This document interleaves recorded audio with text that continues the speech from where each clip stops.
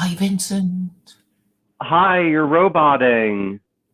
Oh, Uh, oh, wait. It might be me. Hold on one second. Wait, hold on one second because, hold on. I'm not roboting. Oh, I can't hear myself doing Wait, that. it might be me because I know that there's something. Hold on.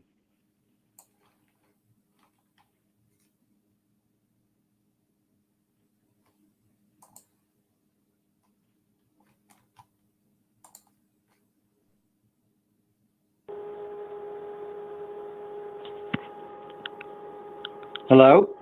Yes? Yeah, just give me 1 second. It's because,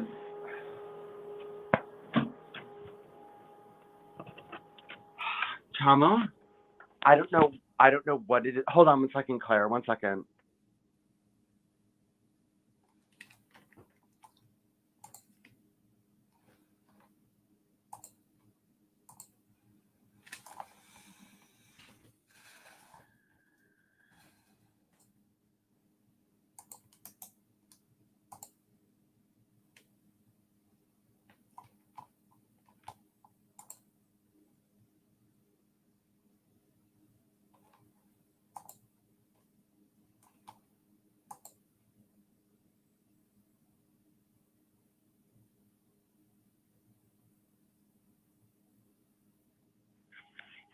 Hold on.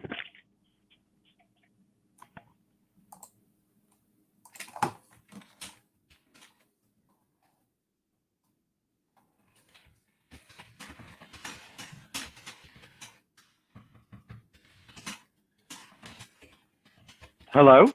Hello. Oh, okay, yes, that was it. Thank you. Okay, I fixed it. Yeah, I had a problem where anytime I would go into StreamYard with this headset, this model of headset, because it's not just this particular headset, it's another headset too. That's the same exact model. It would be all messed up, the sound, and I couldn't hear properly. And it was because the headset was on noise canceling. Right. So the noise cancelling actually causes the noise that you don't want. Yeah, somehow. How have you been? I've been well. I've been keeping busy, even though I am now on an account with only 37 subscribers because I lost my main account. Yes, I know. I heard, but you know what I listened to? The full thing was your thing on Freemasonry and the Nazi Party and Theosophy and stuff like that. I listened to that whole Oh, thing. with Joseph Atwill. Yes, it's Joseph Atwell. You know what I mean? I didn't listen to your other streams because I don't care what that stream I listened to. Like I would listen to those streams if more people were like that. I mean, most people in that either listen to our streams or come on our streams are nothing like that. They're not people who sat and did tons of research and wrote an article and have some like new light, new insight, new revelations to bring forward and things like that. I mean, it's just it you don't get that in this community at all, especially anymore. I mean, it's just, but it gave me things to think about, and I did know that there was some connection between Theosophy and Freemasonry, and I didn't know Madame Blavatsky was a Freemason. Um, but you know, I'm actually going to do tangent on Theosophy and Freemasonry eventually, and it was really good. You know what I mean? I mean, if you have more people. Sorry, can you just finish that? Sorry. No, just that you know, I like listening. It was nice listening to, and you know, it was probably I was the one who enjoyed it the most, and everyone was thought it was your worst show ever. But you know, I thought it was really interesting.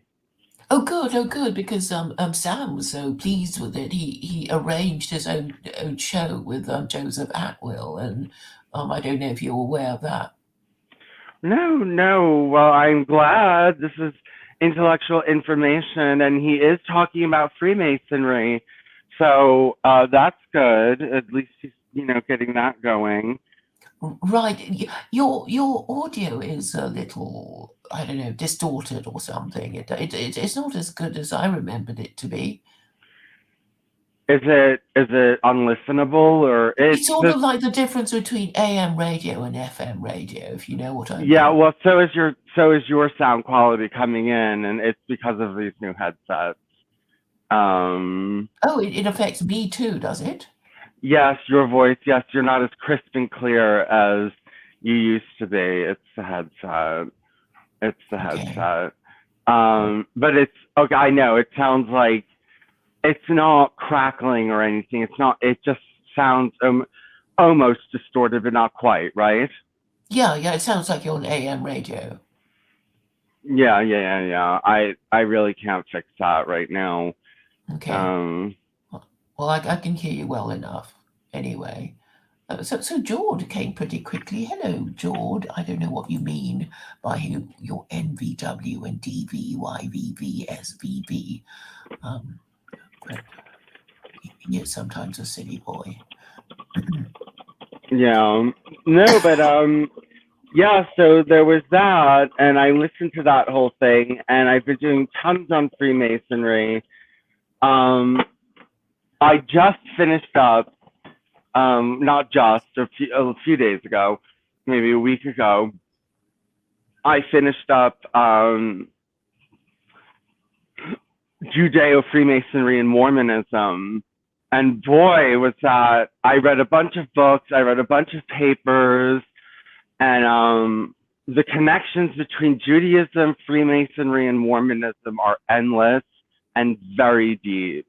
I don't think the connections between Masonry with Jehovah's Witness and Christian Science and Seventh Day Adventists is still there, but it's nowhere near as expensive as what Mormonism is. And I learned so many interesting things about Mormonism.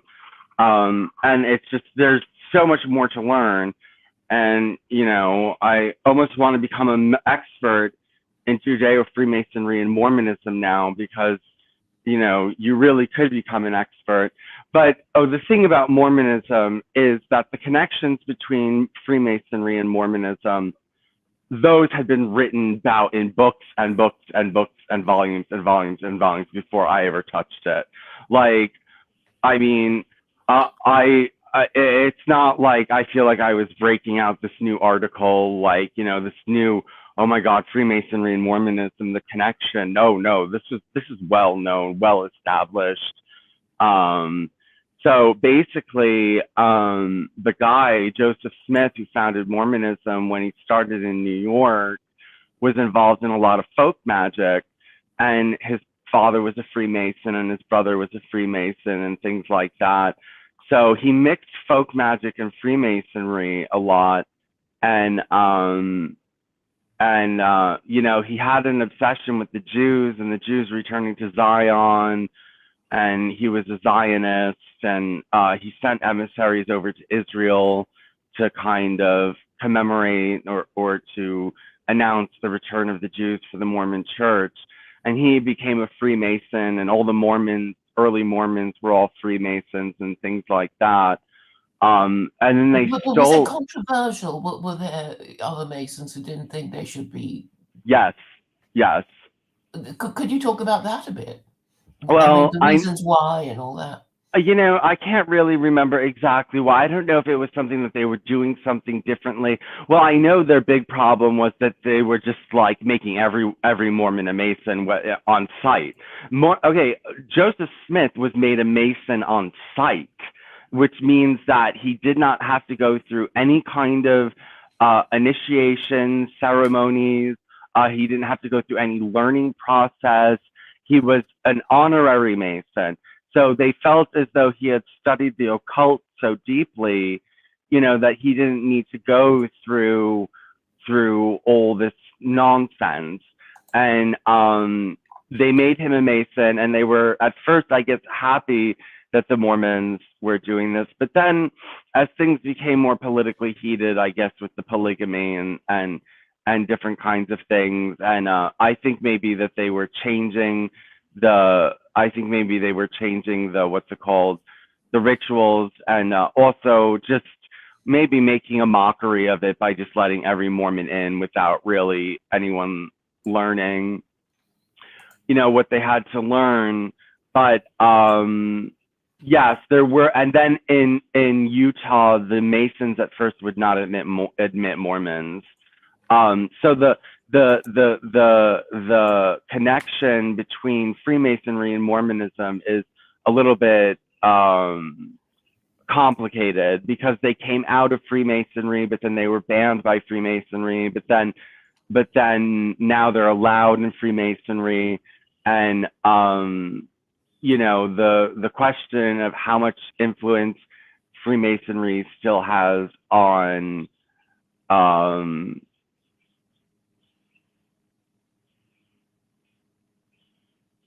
that Freemasonry still has. Oh wait, hold on. Tell me if you can keep hearing me. Hold on. I can hear you. Hold on. Can you hear me now? Yes. You can hear me now? Okay, never mind. But the other thing was their so that was Freemasonry, their connection with the Jews. They kind of believe they are Jews. They were very pro-Zionist in the early years. And they have a special campus over in Israel. There's a lot more.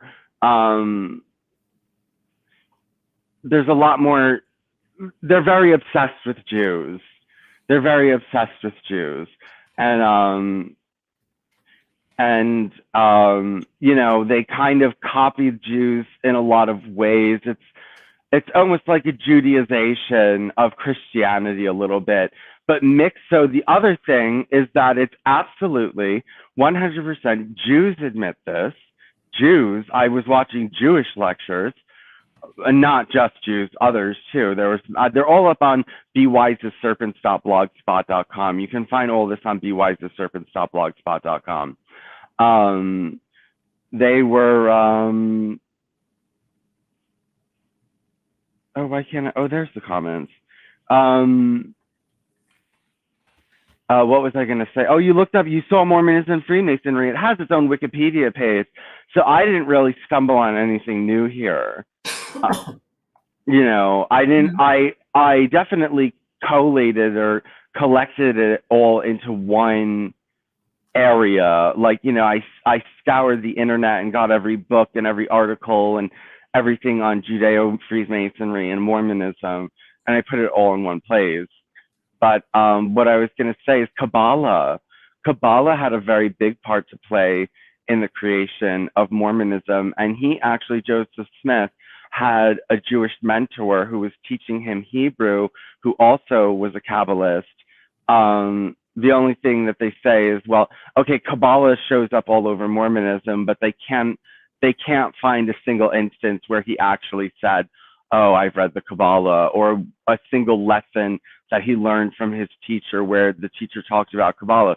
But I mean, obviously, the teacher was writing about Kabbalah in the Mormon newspaper. So the idea that he probably never spoke about Kabbalah to Joseph Smith is like probably slim. He probably did. And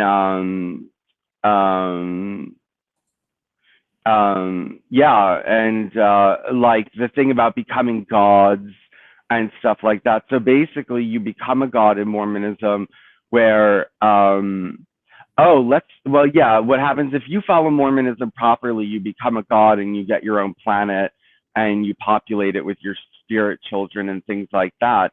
But what was I going to say? There was something important.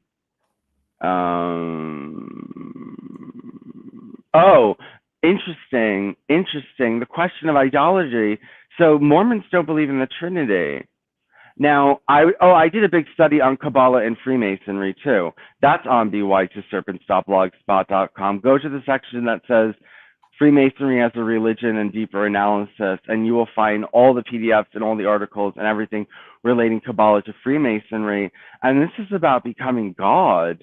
I mean, Freemasonry is about becoming God, but the interesting thing about Mormonism, they deny the Trinity, but then they say that man can become God, but when you become God, you're still a physical being. So they say God is a physical being, a corporal body, in heaven, and so that runs into the problem of idolatry. But it's made me realize it's just another level of deception where I think that, look, it's gonna be confusing because you're gonna have people coming at you that are gonna say, well, becoming a god in this life is idolatry, and and saying that God is corporal is idolatry. But then you're going to get Kabbalists and Freemasons, like, talking about becoming God. And so people are not going to know how to react to the Noahide laws and stuff like that, because it's going to come at them from every different angle. Mm-hmm. So, so basically you can't remember why the Mormons were rejected by the Freemasons. Well, no, I think, well, at first they wanted to become Freemasons, and I guess the Freemasons were happy to accept members, because this was during the time of the anti-Masonic party. You have to remember that what happened was, at this time there was something called the Morgan Affair. A man with the last name, I think his name was William Morgan, but I forget his first name, but his last name was Morgan. He had been a Freemasonry, and then he was threatening to publish a book that would expose all the secrets of the Freemasons, and he went missing and was never found. So it was believed that he was killed by Freemasons, and his book was published a year later. But I don't know why or how, because I thought there was no evidence. I thought he just disappeared. But from what I understand, from what I was learning, several Masons were apprehended and were given very light sentences for what had happened, even though I'm confused because I don't know why anyone was sentenced for anything or given any kind of punishment. Maybe I don't know, maybe they did have reason to think that the Masons did kill him, or I don't know. But anyway, what happened was the people were upset about, the light sentences. So there was this really hot anti-Masonic fever going across the country, and they started the anti-Mason party. And that was exacerbated by the fact that Andrew Jackson was trying to become president, and he was part of what they called the Mason Cabal. They didn't call it that, but he was part of the Masonic Cabal, and so there was a lot of anti-Mason feelings. They had anti-Mason almanacs and anti-Mason newspapers, and it was a really big thing back in the day in the 1820s or 1830s. Oh, sorry, what was the big thing in anti-Masonry? Okay. Yeah. Was there anything that caused that? The Morgan Affair. You didn't listen to what I just said?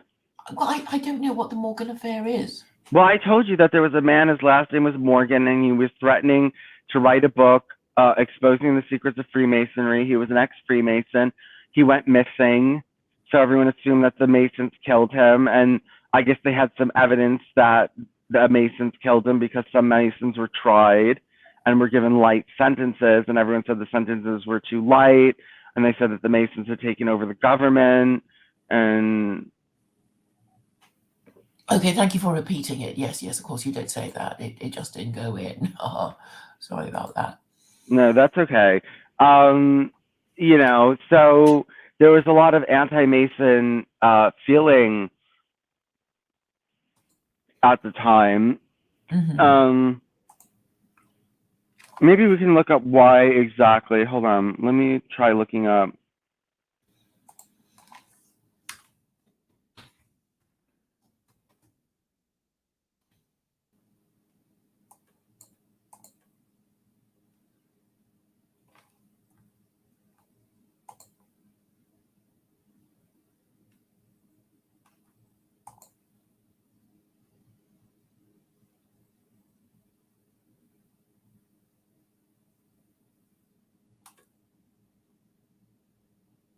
You gone quiet.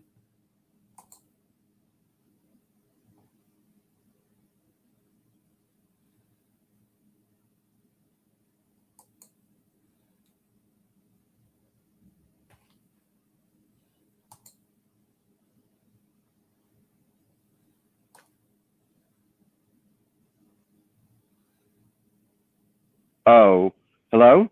Yes. Oh, why? What's Oh, you. happening? Well, I didn't really hear anything. I thought you were going away to look for it, but were you reading or something? And I just didn't Yes, hear but you. when I went away from these new headphones, my husband got me new headphones to help me, but they're not really helping me because there's something messed. They're kind of like messed up.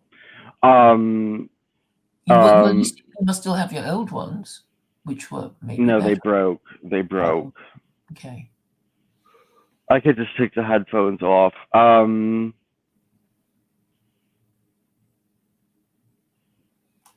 Wait, but let me try one more time to navigate. I got some new headphones too, and they're second hand. They were only £5, but they work quite well. I think they're Logic or something. Okay, Logi. tell me if I disappear again. Just hold on. So I'm gonna try to read what I was reading. Okay, Can you hear me now? I can. And okay, can you still hear me? Yes. Okay. So I read they were banned, but it said no reason was given except that the church was not compatible with polygamy. This ban was lifted in 1984. So, but I know that they were disliked before the polygamy thing, or maybe it was holy polygamy. I don't really remember. Okay, there was something that Ron said. I don't know if you know Ron. I think he's in No. Kentucky. Basically, he's a YouTuber that John Gischler and Sam Samuels hangs out with, and he said quite an interesting thing about Waco and polygamy, and he was saying basically it's a Koresh who was leading Waco. Yeah. Anyway, he got killed because apparently he was practicing polygamy, and then he said, well, you can't practice polygamy in the States because they'll kill you, because that's what they've been doing, for centuries, or for 250 years. Yeah, interesting stuff that, the Mormon church, like, what's his name? Joseph Smith, I mean, wrote in such strong language about polygamy and black people, and he made it 100% clear that if anyone ever changed the doctrine on polygamy or letting black people into the priesthood, which they weren't allowed to be, that was the end of Mormonism and that was the end of the Mormon church. They changed it anyway, and they said, well, because they have a modern day prophet, their modern day prophets are allowed to edit anything. So who is the current modern day prophet for Mormons?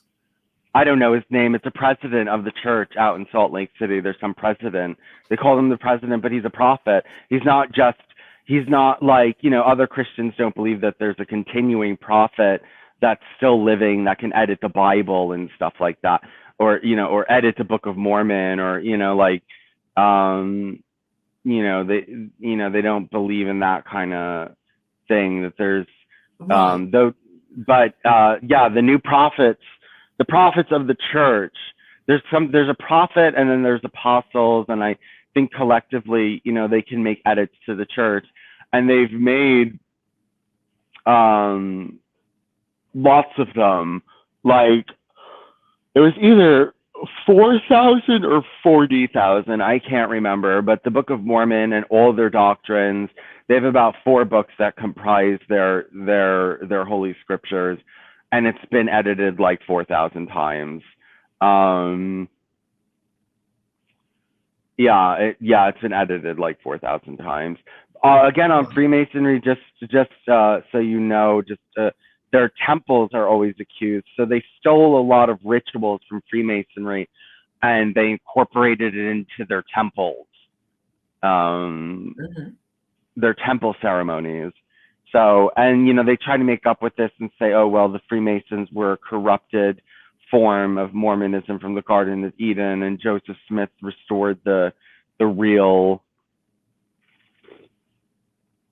you know, it's surprising that so many people even fell for this, or still fall for it, because supposedly what happened was in Mormonism, there were a bunch of Jews, um, before Jesus came, I guess around the time of the destruction of the temple, though I'm not sure, who got on a big boat and came to America, which seemed to be unpopulated. And so they came off the boat and they were all a bunch of Jews. But then some of the Jews fell away and became pagans, and they were turned into dark skinned Indians, Native Americans.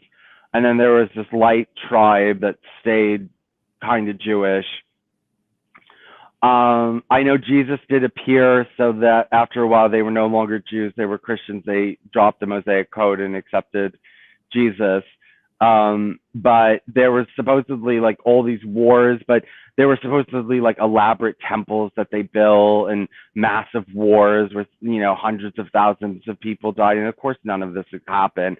Archaeology can show that none of this is true. And he said there were elephants and sheep and horses and, all these different kinds of animals in North America, which there were none by the time Europeans got here. The idea that any of this could have happened is just absurd. Yeah, it's just absurd that any of this could have happened. And I was gonna say another thing. I can't remember now. Um,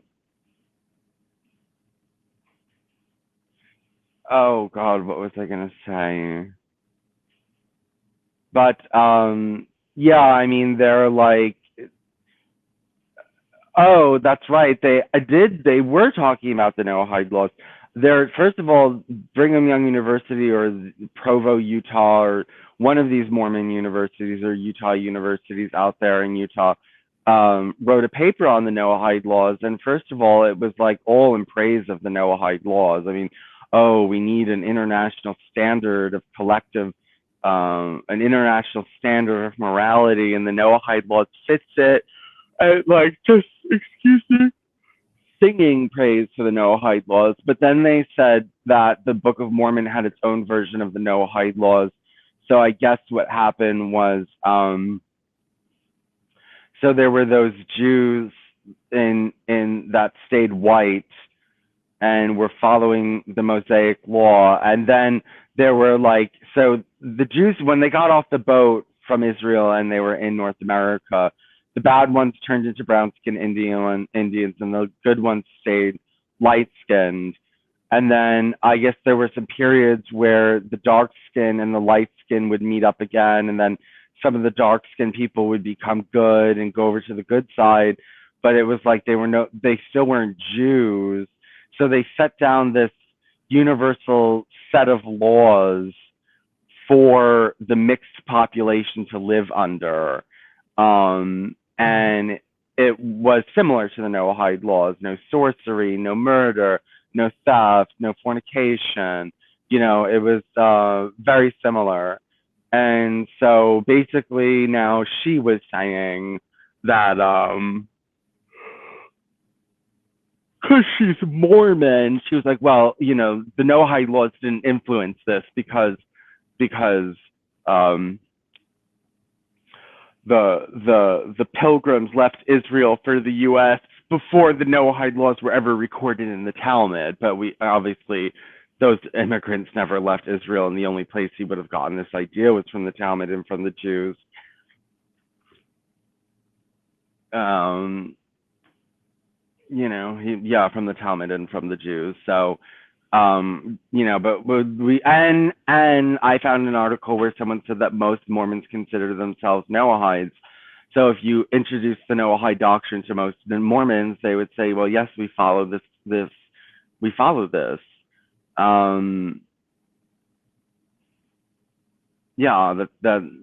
they do follow it. And I mean, the only reason that the Mormons don't have a theocracy is because basically they're being suppressed, or were suppressed by the United States government. But I think they believe, from everything that I've learned so far, though I have to learn deeper about Mormonism because it's very complex, they think that they're going to like basically take over and rule the world under a theocracy, and that's the plan. Starting in America, that's the plan, that they're going to kind of there's going to be a crisis in the nation, and the Constitution will hang by a thread. And then, from what I understand, the Mormon Church will swoop in like the saviors and establish a Mormon, a Mormon, a Mormon theocracy on earth. So I guess they would punish for idolatry. I mean, they're not following the seventh law, which is establishing courts of justice, but they might start. I'm just going to be eating a little bit, but I'll put myself on mute. But why don't you talk while I just eat this? It's not going to take me long.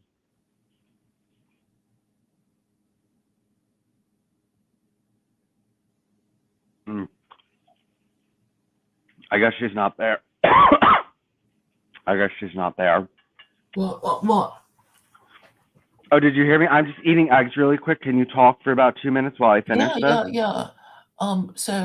So basically, where does this stuff about Mormonism take us to? We Well, don't know. well, it takes us to the question as to what effect is Mormonism going to have? What role is it going to play in the coming clash between Freemasonry and the general population and the Noahide laws? And they're definitely in favor of the Noahide laws. They're definitely going to be in favor of that.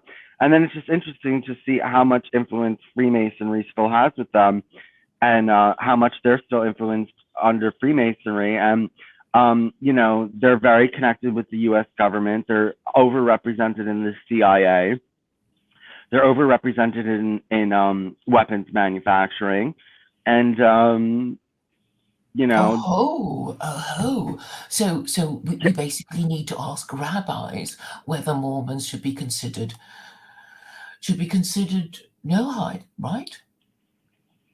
yes, but this has really flipped everything on its lid, because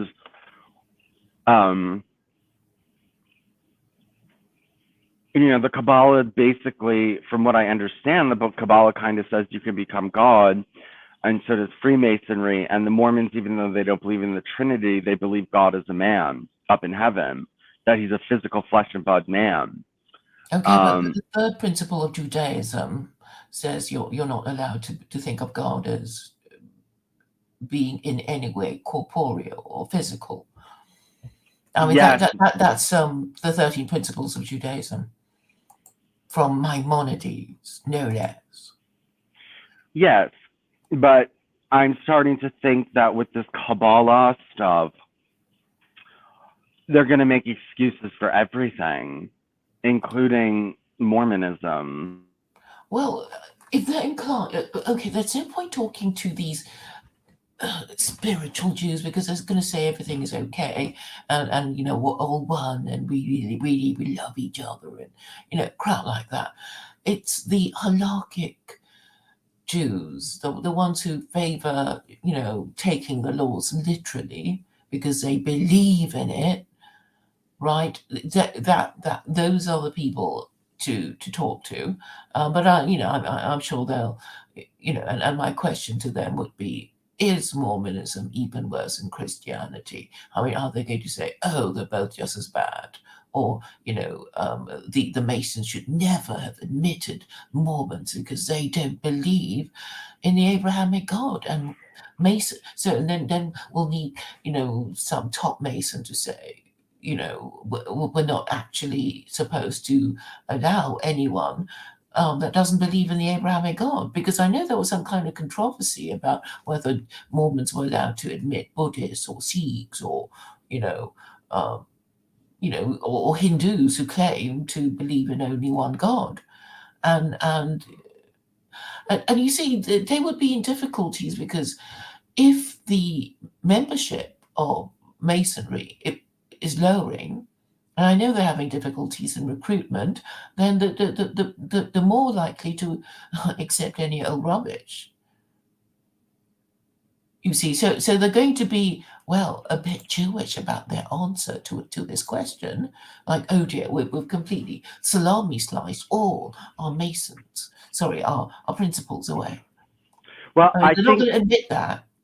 I think that there's a resurgence of interest in masonry among young people, and especially it's becoming big in India um, all of a sudden because they want money and they want power, and they think that Freemasonry is going to get them money and power.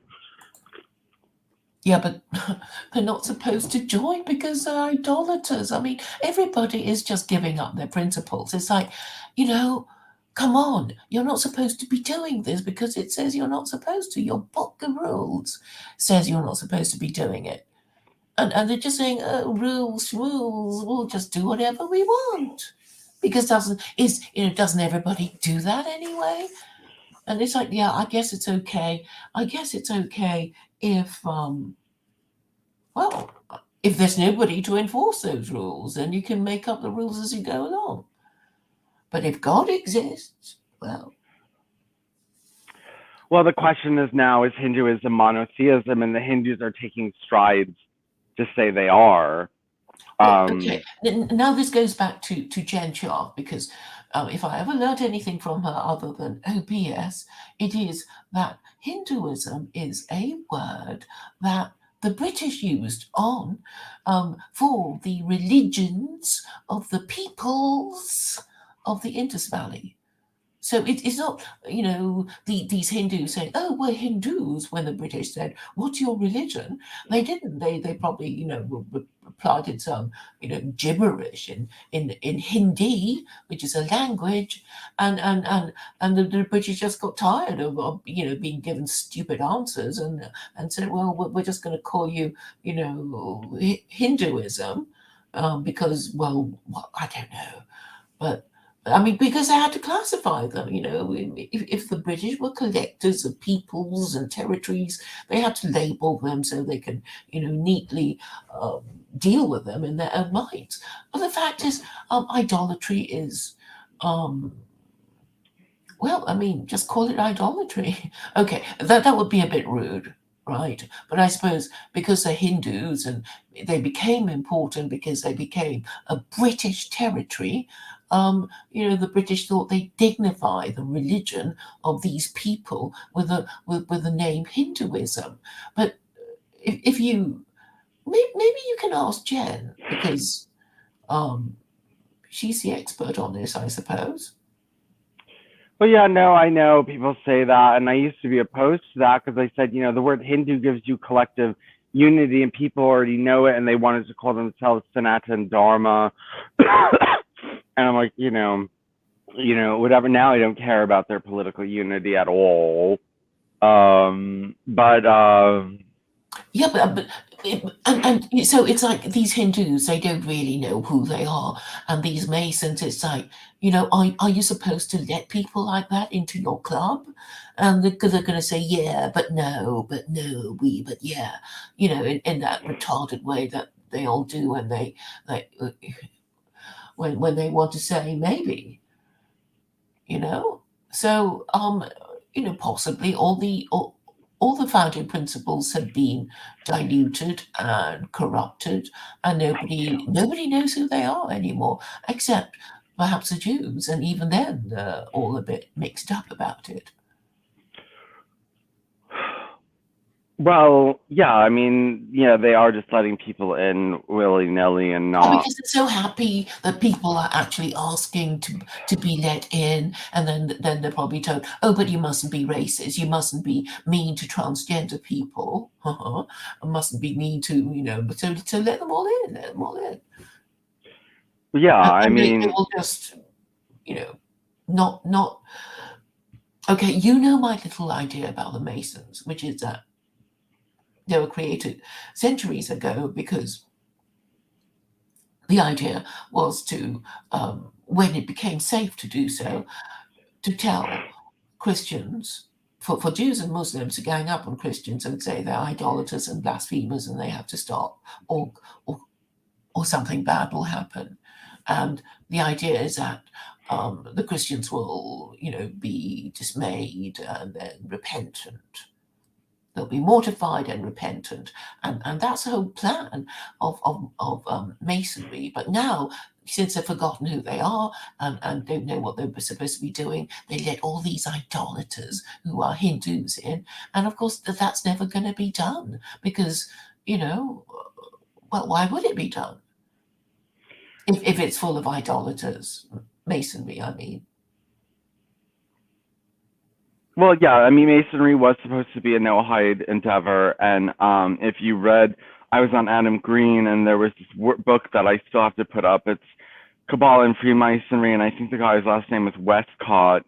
But it was talking about how Freemasonry was charged with keeping the one true monotheism alive, and Oh, that's wonderful. Say that again. I need to find out more.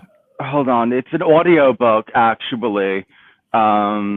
Actually, while I'm talking to you, let me put it up on my website, bewiseserpents.blogspot.com, because The link is in my description. okay. In the Be Wise as Serpents. Yeah. Okay, let me just find.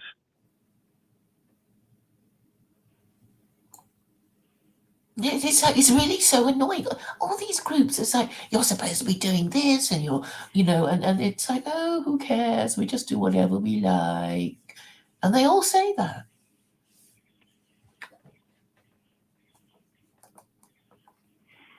Okay, let's find. Hold on, let me find it. I think it's Kabbalah and Freemasonry by Westcott. I think it's Westcott. Yes, the Kabbalah of Masonry. The Kabbalah of Masonry, Foundations of Freemasonry, by W. Westcott. Ooh, W. Westcott. So his initials are WWW. And let me, while I'm talking to you, put this up on Be Wise as Serpents. Yeah, I mean, I didn't even really I did a whole long study on Kabbalah and Freemasonry as well. Mm-hmm.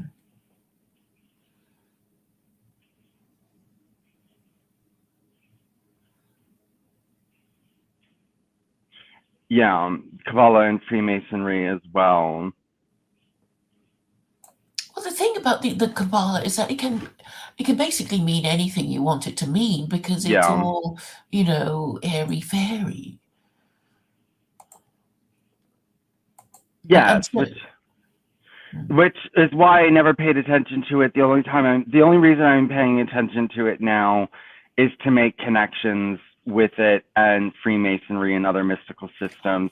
But before that, I didn't really have any kind of interest.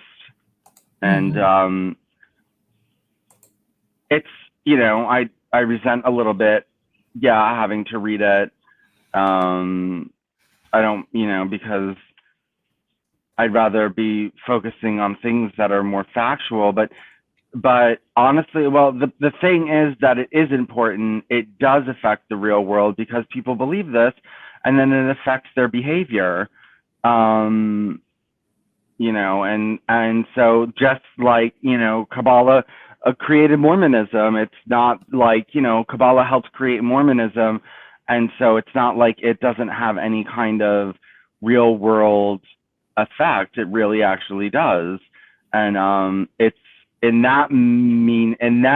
not just useless knowledge. I mean, it's useless knowledge alone, but when it's coupled with it infiltrated Freemasonry, it infiltrated this secret society, it infiltrated that secret society, like lots of stuff. Mm-hmm. Yeah. Did you find that, The Kabbalah of Masonry by Westcott? Hold on.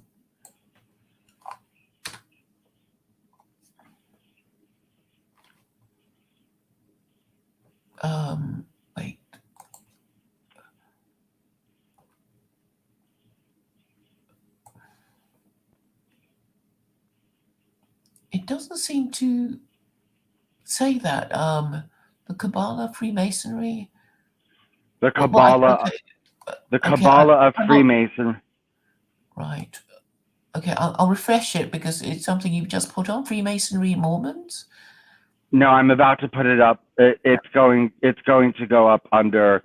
If you go to Be Wise as Serpents, it's going to be there. I can tell you when it's going to be there. It's going to be there in 1 second. It's going to be. Hold on. Well, if you go to the latest publication right now, if you go to the latest, not the table of contents, but right after that, if you're looking on the side of the blog where everything is lined up, if you look at the latest post after the table of contents, it's right there. But I'm about to put it in. It's the Kabbalah of Masonry. Okay. By Westcott. Okay. And yeah, when it was listening to it, it was so focusing on monotheism and idolatry and everything like that. Mm-hmm. And it was really bringing like the one true pure monotheism that it protected and saved and all this other kind of stuff. Okay, but basically they've diluted their principles and so they don't do these things anymore, which is why they're letting all these idolaters in. And that will completely defeat the purpose of their ancient purpose, in fact. Yeah. Oh, crazy. Do you know any Masons? Online. Mm. Yes, I do know Angel Miller, who in real life, who wrote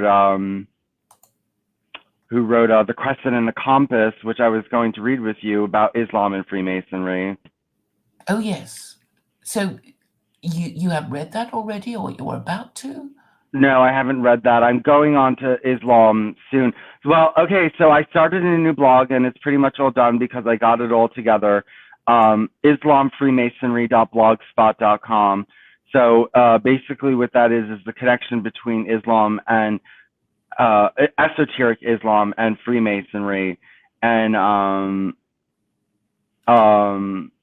I haven't started reading any of those articles yet or reading those books yet, but I do plan on getting to it as soon as possible. But if you're interested in on your own studying Freemasonry and esoteric Islam together and the connections, especially between black separatist Islam in America during like the 1930s, 40s, 50s, and Freemasonry. There's a lot of information on that, and the Sufis and Freemasonry, and yeah, there's books up there, there's articles up there, there's lots of different kinds of information up there. Mm-hmm. So that was, yeah, besides Mormonism, I was just researching, getting all the papers together to start my conquest of Islam and Freemasonry. Right now I'm on Christian Science. Mm-hmm. So Christian Science, founded by Mary Baker Eddy. I'm reading the really famous biography of her that was very unflattering. Mrs. Eddy by Edwin Dankin. Edwin Dankin, I think is his last name. So the point right now, I'm just doing Christian Science and Judeo-Freemasonry. So the videos and everything I've been producing on my channel has not been talking much about Freemasonry because while the connections between Freemasonry and Christian Science were known, they were not widely publicized or collated all together into one place like I did on bewiseserpents.blogspot.com. I kind of did a lot of deep diving, and the thing is that there's no videos. There's video after video after video of Freemasonry and Mormonism on YouTube, but there's really no videos or books to read about Freemasonry and Christian Science. I mean, I would have to write it myself. And yeah, so basically I've just been going over the cult and what they believe. And but yesterday I did Hinduism and Christian Science. Eventually, so I left Hinduism, as I've told a lot of people. There were so many reasons why I left Hinduism. So many, but one of them was ideological. And so Christian Science, this denial of matter, to say that all is spirit, and so therefore if you just don't believe in matter, you won't get sick and you'll be able to control your physiology and stuff like that. Is similar, some say, to Vedanta in Hinduism. So I'm starting a project to bring ex-Christian scientists and ex-Hindus together in order to attack the central theses of these religions, and also to expose how disgusting they are. And, you know, Christian Science lets children die, you know, where parents let them die of pneumonia and painful. Jehovah's Witnesses don't let their children have blood transfusions. Well, yeah, that, but I mean, that's just one. They isolate one form of medicine they don't allow, but they do allow medicine. But Christian Science allows you to die from absolutely anything. You can die from, you know, getting septic shock from a tampon or something. You know what I mean? Like, so Christian Science is, well, it's a misnomer, isn't it?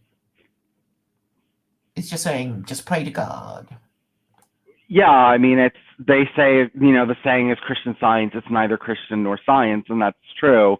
It really isn't Christian, but they deny the Trinity, very much so, and they even deny pantheism, and they make it very clear that Jesus was just a man, because they say God cannot be in the material.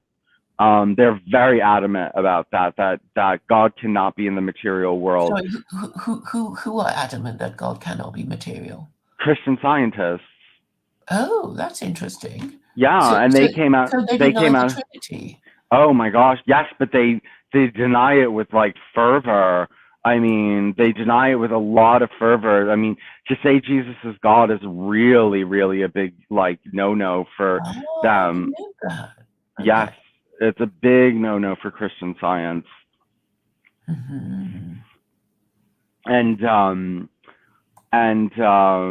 Oh, but she was a colorful character. I'm only 2/5 done with her biography on her, the really scathing biography on her. I mean, this man absolutely must. I mean, he just tore her apart.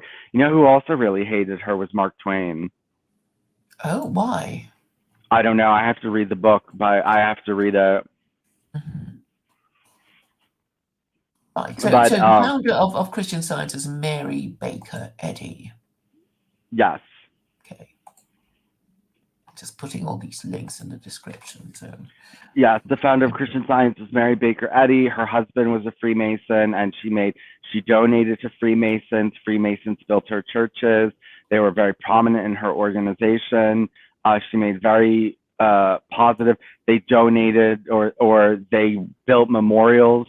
The Freemasons built memorials to Mary Baker Eddy and everything like that. It was a big connection. Just, you know, kind of swept under the rug, and it was not very deeply investigated. But, you know, hopefully I've brought it all to the surface. But oh gosh, I wish I could, you know, I learned all about Mormonism, but I'm still learning about Christian Science right now. And I told you I'm only 2/5 done with the scathing biography of her, of hers. And this woman was insane. She was so fucked up. It's funny. I keep laughing when I'm reading this book because this woman is so screwed up. And like her interactions with other people, she was really difficult to deal with. She was always getting into fights. She had an explosive personality, temper. She had a violent temper, you know, and like she was just screwing everyone over, suing everyone left and right. I mean, this woman is supposed to be almost the next Jesus Christ, and she's always in a lawsuit, you know. and it's such an obvious scam, and she ripped off other people. She copyrighted other people, or not copyrighted. She stole from other people and said it was her own, and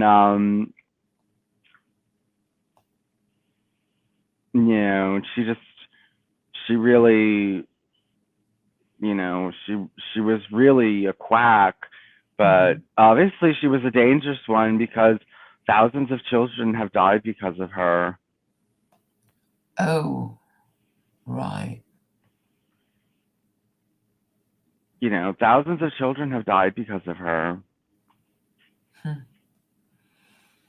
Well, I mean, I suppose that the name should tell people that, well, that it doesn't, it doesn't make sense.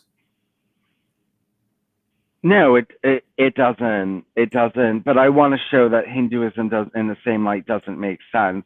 Hinduism is a little bit more developed than Christian Science, and is not quite as idealistic or naive as Christian Science is.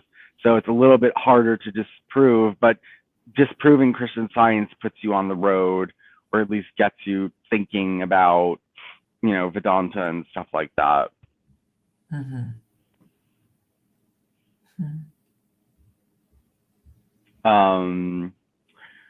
So yeah, still up on Be Wise as Serpents. There is a lot on Jehovah's Witnesses. I'm going to be doing them extensively next.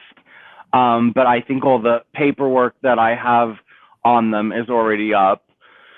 And if you're interested in the Freemason beginnings and then anti-Freemasonry of the Seventh-day Adventist Church and their collaboration with the Nazis, then go to butharmlessasdoves.blogspot.com. That's on Seventh-day Adventist. I made a different one because while they started in Masonry, they really went anti-Mason. And if you go to bewiseasserpents.blogspot.com, at the top there's a link to butharmlessasdoves.blogspot.com.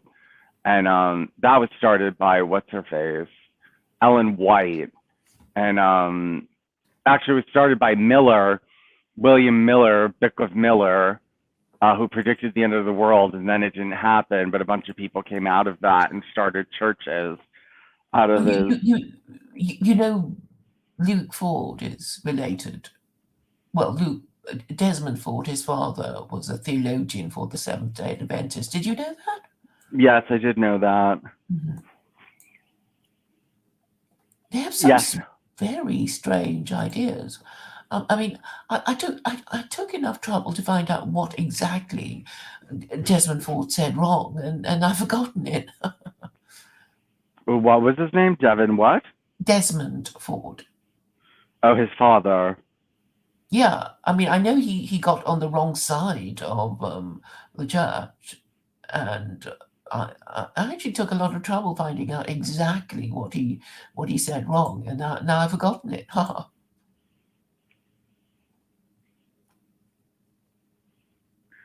Yeah, no, I don't know what he said wrong either, but yeah, I mean, their big thing is Saturday Sabbath observance. Yeah, and they eat like Jews, or they have their own diet or they're vegetarian or something like that. They try to promote vegetarianism. I'm going to be on Adam Green on Sunday. Oh, hooray! At 7. Yes, to discuss Mormonism, Hinduism, Alan Cecil, and accelerationism. But well, when you get the link, when it's scheduled, tag me on Facebook and I'll tweet it. Yeah, I'll look for it. I'm going to ask him when maybe he has the link up already.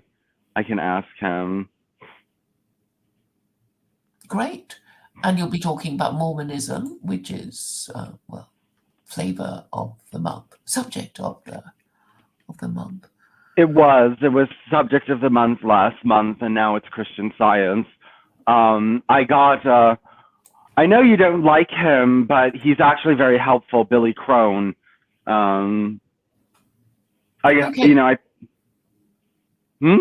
Well, okay. You're going to say something about Billy Crone. What do you like about him?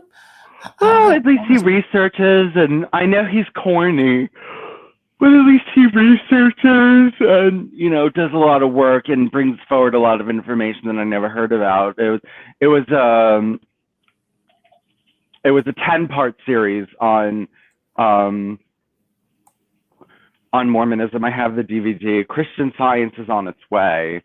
The DVD on Christian Science. I'm going to be running out of videos because with Mormonism there were so many videos to play, and Christian Science is a little bit harder to find information to play. Obviously, it's a smaller religion, and it's had less influence. Right.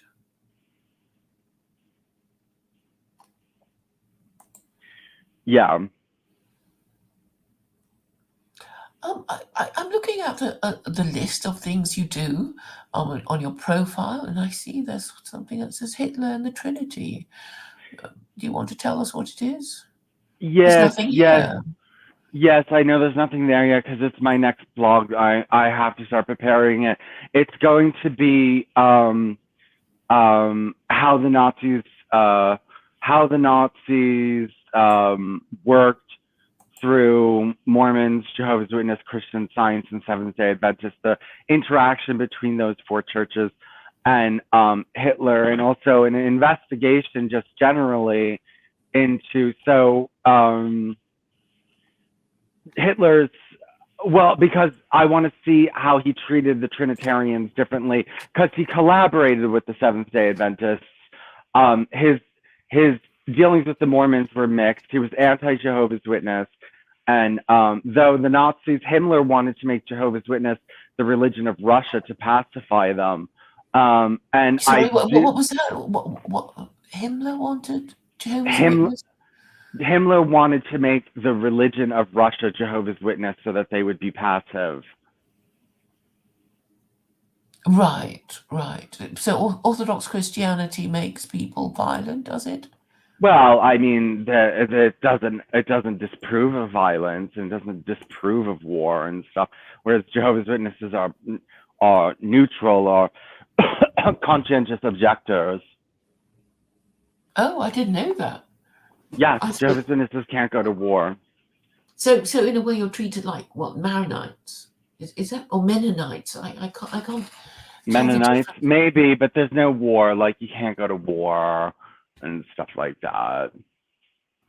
Yeah, You so know. basically they were kicked out of Germany because the Germans thought, well, you're no use to us.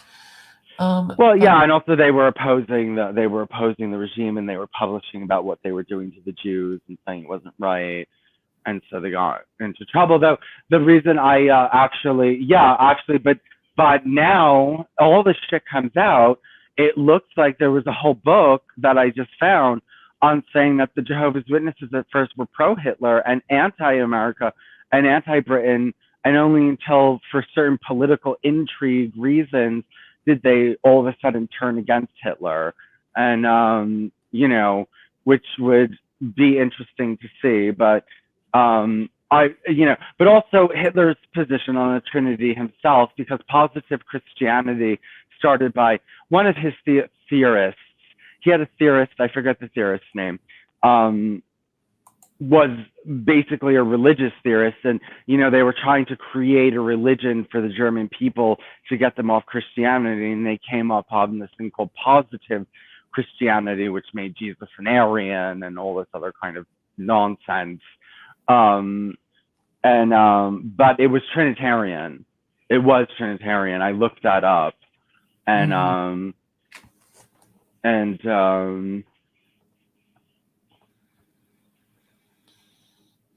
yeah. So basically, that's going to be into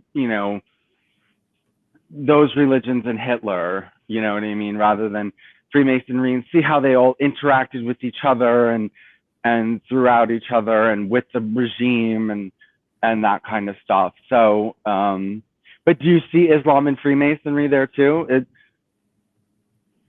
I'm just saying that if I'm correct, that Masonry what had the purpose of, keeping the Abrahamic religions together, Jews, Christians, and Muslims in a um, fraternity, then the idea is to, for Jews and Muslims to, one day gang up and tell Christians that they're idolaters and to stop. That is, I mean, I can't prove it. I mean, I don't have access to any of the documents, but it seems that, if if Masonry had benign purposes, it would be for that purpose, and it hasn't been yet fulfilled. No, it is not. And it may never be fulfilled the way it's going, because if it's, allowing any Tom, Dick, and Harry, or, Rajiv, and, whatever, into their lodges, then it's never going to happen,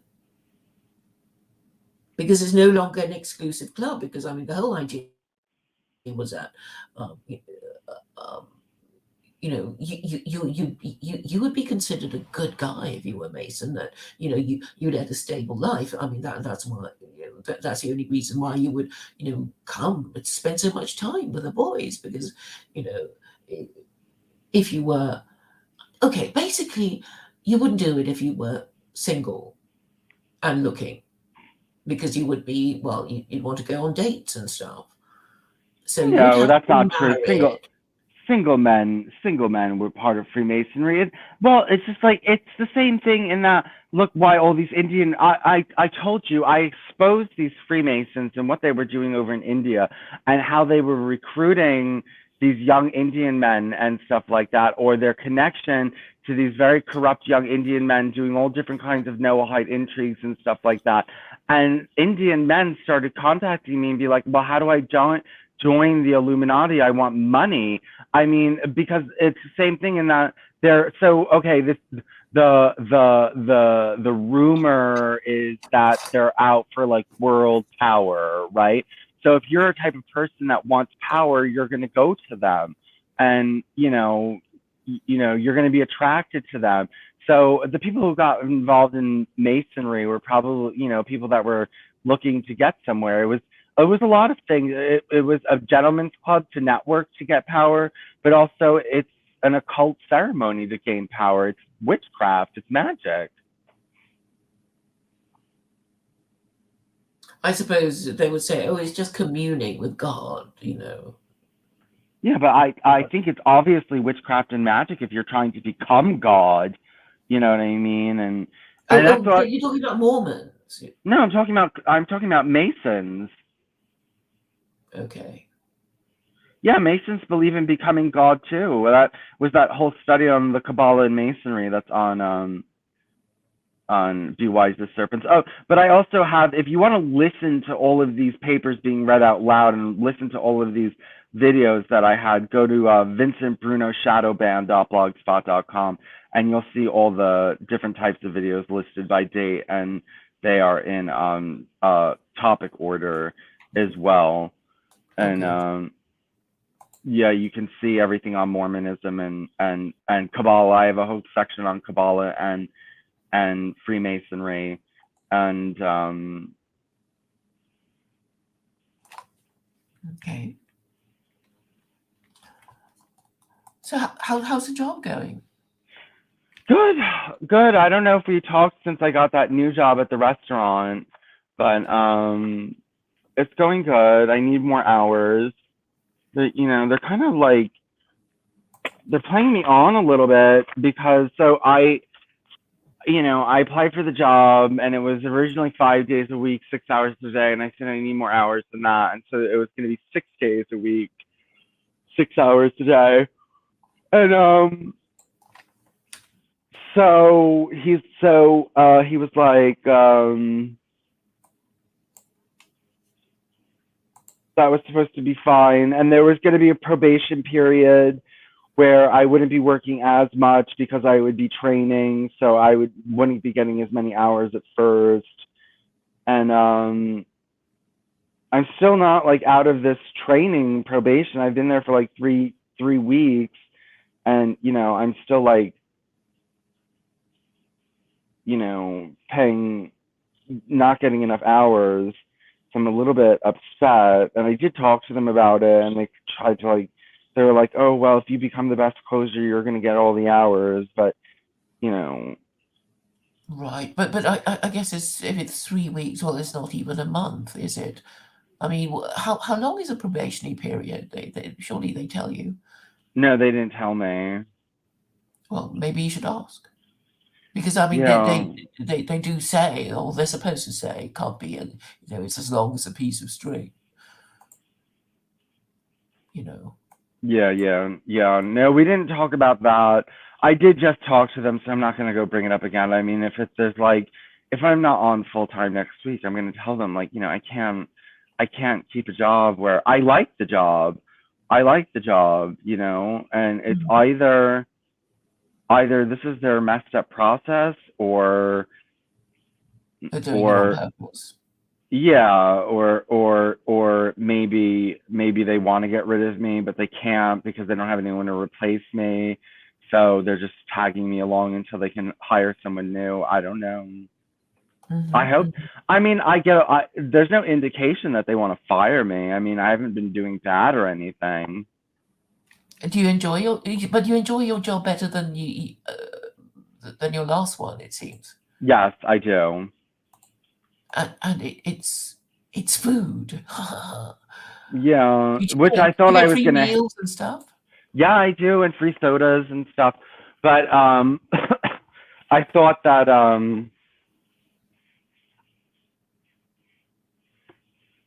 I thought I was gonna hate food, but it's actually not that bad.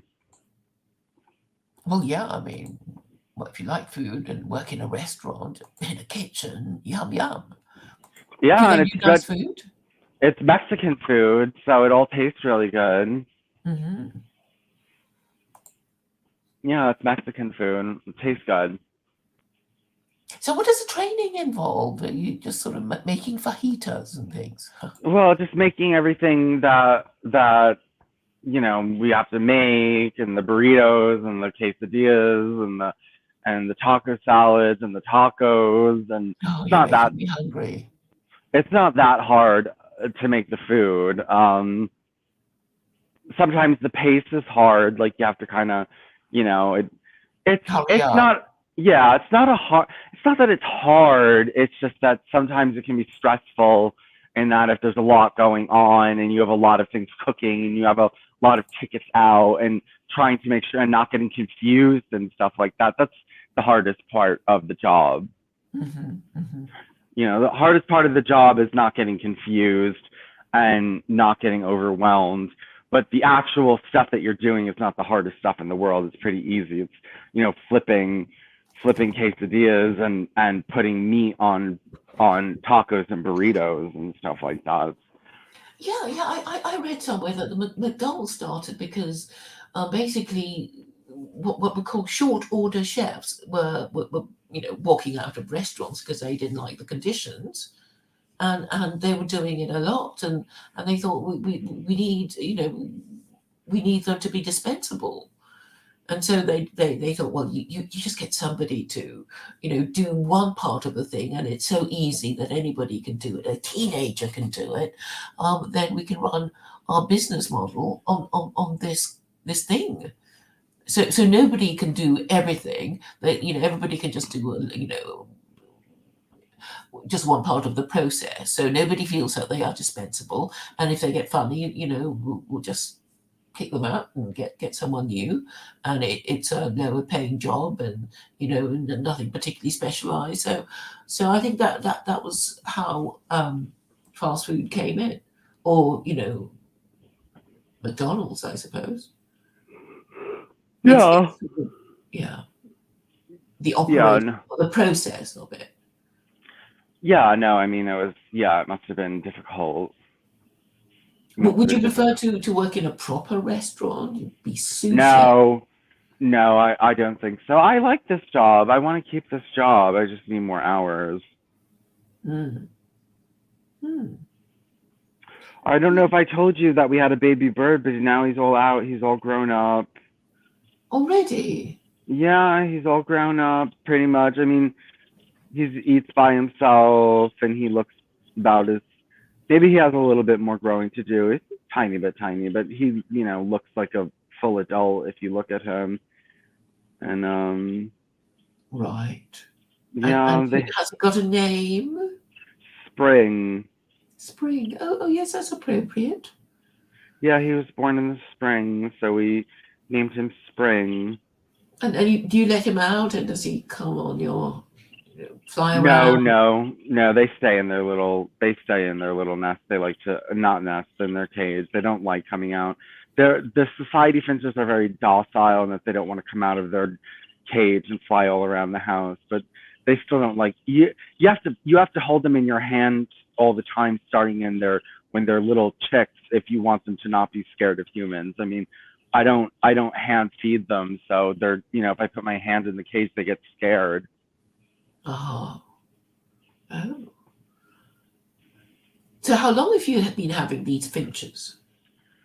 Oh, years and years and years and years. Oh, right. So you're not going to become a cat person. No, no. No, but I mean, even if you do become a I mean, I know, yes, I do know people that have like 5,000 birds and it's inappropriate and it's out of control. But generally, birds are not like dogs or cats in that they don't take up a big section of your house and they don't take a lot of time. I mean, right now we have 7 of them, but they're so tiny. They're tiny little birds. And, I have a cage, a medium-sized cage that's not like huge or anything like that. And it's over in the corner. So it's not like it takes over it's not like it takes over the house at all. Yeah. But I You suppose know you what could I just have a cat, and it wouldn't take up that much space. well, but if you have lots of cats, and the thing about cats is they run all over the house and they have litter which smells, and you have to put out their cat bowls, and they shed hair and they cough up hairballs and stuff like that. Whereas if I had 7 cats in here, yeah, people would be like, oh no, he's a cat lady.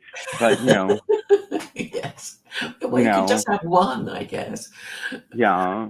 But But, 7 birds, like, nobody, it doesn't look all crowded in the cage or anything. It's not like, oh God, you have so many birds, you know. right, right. I see. So, so, there was something I wanted to ask you about cats. So you've had them before anyway. So you don't. What's the word? Um, you did have them. You lived with them, I guess, in your family home or something. What, cats? Yeah. Yes. Mm. I'm just wondering how. Okay, I don't know if you saw that video of me talking to this guy this Maronite Christian who was in Yes. mental In health Lebanon. hospital. Well, actually, he's in the UK, but he's a Maronite Christian from Lebanon, and it was quite an interesting conversation. I thought, about mental health hospitals and things, and he said something I should actually ask him again about, which is that because he was saying, are there any women in your hospital? And he said no, and I thought, why not? But I guess um, people aren't scared of women because maybe they don't get violent. But I'm sure there must be a few women who are violent. But the way he was talking was like, we never get any women in our mental health hospitals, except there was one in the private one that he went to in Lebanon, and What I does thought, he, why is he in a mental health hospital? What's wrong with him? oh, I thought you watched it. You didn't. No, I didn't watch that one. I watched the one on Hitler and Freemasonry. Right. Well, actually, I didn't know he was. So I first came across him talking to this Muslim whom I met at Speaker's Corner, who has his own YouTube channel. So, and I thought, oh, what an interesting Christian. He says such sensible things. I must talk to him. So I got in contact with him through Khalid, and Khalid gave us, put us in touch, and when he started talking, he said, "Oh, by the way, I'm in a mental health hospital," and and so it was a very interesting conversation. And then recently somebody called me saying, I'm a little bit concerned, and I thought, what is it? Oh, I'm concerned that you might be exploiting this poor man. And I said, no, I mean, I haven't, he volunteered the information. He's not forbidden from doing it. And also, I pointed out to this person um, that people are now allowed to stream from their mental health hospital, because I have this Facebook friend who thought he was the Messiah. He was just saying, "I am your king, and you have to respect me," and all that. And then that made me look up his videos on Facebook, and there they still are. Him saying all those things, and basically he's a rabbi who's lost his mind. But I mean, they're quite entertaining in their own way. What rabbi lost his mind? Okay, he said this person from this, I think it's called Jews Hospital. Do you have something called Jews Hospital in I'm sure you do, because I looked it up, because he said where he was he was streaming from, right? And I'll give you the link to his Facebook profile and his videos, and you'll see him there saying, I'm doing, I'm your Messiah, I'm your king, you have to listen to me. And then he'd say his things about Christians and whatever's on his mind. But the interesting thing about this Maronite Christian was that he made a lot of sense. He talked more sense than the people who aren't in mental health hospitals. That was what I found so fascinating about him. So basically, he said it was a put-up job, but actually he was bipolar, and he had been incarcerated before, but this time it was because his wife was, a bit jumpy. Thinking he was about to have, one of his turns, and basically he refused to take his medication. And I guess that was what made his wife jumpy, and that was what, but he said, I didn't do anything. And there's a picture of him, I don't know, his baby. He was kind of, I've seen people kind of do crazy things with their babies, like, throw them up and catch them and that kind of thing, Yeah. So there was a picture of him kind of appearing to dangle his baby, but yes, I suppose it could look bad, but I guess if reported, it could. Okay, I'm saying that if nobody had a problem with it, I think, oh, what a cute picture, but maybe I should ask a few questions about it. But I guess once you've been sectioned, as they call it here, your every little thing you do will be questioned, particularly if your wife says she's a bit concerned about you, and yeah. And he was saying things like, oh, well, once you're inside, nobody's going to believe anything you say. I Yeah, don't no. Yeah, no, they're horrible. Yeah, yes, I mean, as soon as, yeah, it is true. As soon as you have any kind of mental health problem, then everything is like, everything you do is a proof of your mental illness, Yeah, and he was saying the treatment is pretty terrible, because nobody really talks to you, because basically you want to okay, I assume that the best kind of mental health treatment is somebody asking you, well, how are you? How are you feeling today? Do you know why you're here? Have you worked through your issues? What are your, just the usual obvious questions, I think. And basically, it's take your meds and shut up, and don't even say you're feeling suicidal, because then we'll never let you out. Yeah. So I found out a bit more about the running of these institutions, and how if they're going to do it cheaply, they're just going to say take your meds and shut up. and nobody's going to talk to you. And when anybody talks to you, you better not say you're feeling bad, because then you're delaying your release. Yeah.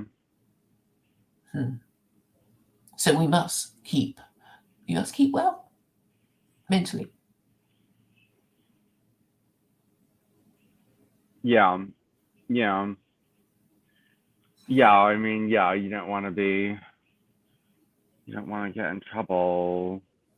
And yes, and all the psychotropic drugs. I think that's so wrong, because actually maybe you should feel bad, at some stage in your life, because the pain will maybe uh, motivate you into fixing your life. You know, but these days people classify mental pain as mental illness. You know, everything's sort of classified wrong, in my view. Because I don't. It's sort of like, well, if you come home one day and you discover that your family, your children, your wife, and your house is all burnt down. Well, I mean, if you were happy about it, people would think there was something wrong with you, right? So you are expected to be miserable for a bit until you get over it, if you ever do. Yeah. So I don't think showing signs of emotional distress is a conclusive sign of mental illness. It's only to be expected, taking into account certain circumstances, I would have thought.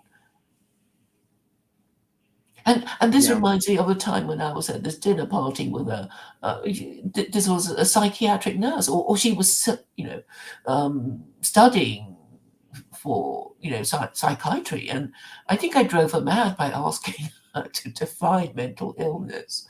So I don't know, but I think it needs to be defined properly, and I think over the years, basically, people just create a lot of new words for really quite normal situations. I think. Do you get that impression? I don't know if you're interested in psychology. What question is it? Well, okay, so in the olden days, people would say this person is a selfish person, and possibly evil, because he doesn't care, because he does this, he does that, he doesn't care, and then the terminology became self-centered, and now I think it is narcissism. Do you think it's the same thing, but they just give it different names to confuse people? No, I just think that, well, I mean, they're trying to pathologize everything. They're trying to turn everything. Yeah, And so, so they can label us and then maybe throw us into, you know, into a mental health hospital. yeah, well, I know they're trying to, like that, the transgender, what is she, Secretary of Health, wants to make it that malicious misgendering is a mental health problem. And Or maybe a criminal offense. yes, but I mean, okay, like, if you can't get it to be a criminal offense, you can get it to be a mental health problem. It's so ridiculous. No, so basically, it's a mislabeling of things, and fundamentally, it is it's like the most important thing we should find out is the true definition of idolatry. And it goes back to the Jews again. It was their big idea, and if the Abrahamic God exists, they can say it's our God, and he still call the God of Israel. And does he approve of idolatry or not? And they're going to say obviously not. So what about Christianity then? And what is the purpose of Masonry? And now they're being a bit cagey about it, aren't they? Mm-hmm. From your and going away from the definition of what was his name, Westcott or something you were talking about, William. Westcott. William Wynne Westcott. Westcott did the Kabbalah of Freemasonry. And it was all about how, you know, it was all about how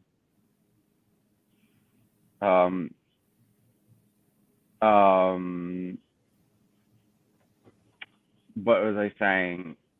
About how, you know, Freemasonry is keeping the true monotheism alive. Can you give me 1 second? Just give me Sure. 1 second.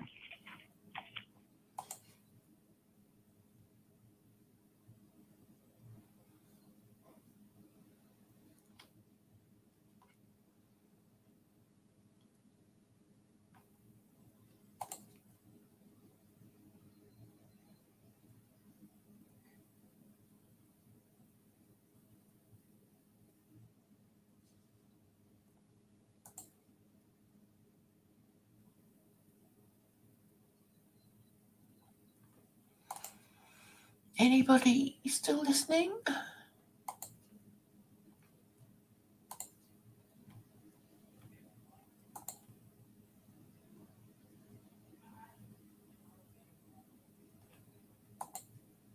Well, William Wynne Westcott was British. He died in 1925. He was a coroner, ceremonial magician, theosophist, and Freemason born in Leamington, Warwickshire, England.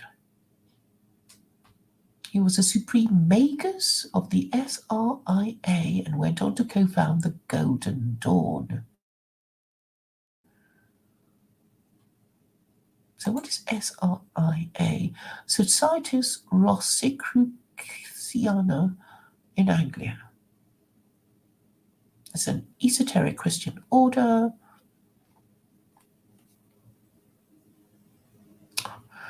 Ah, these men. Hello? Yeah.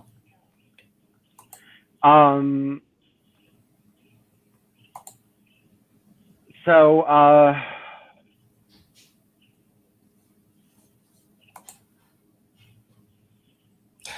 This William Wynne Westcott, he went on to found an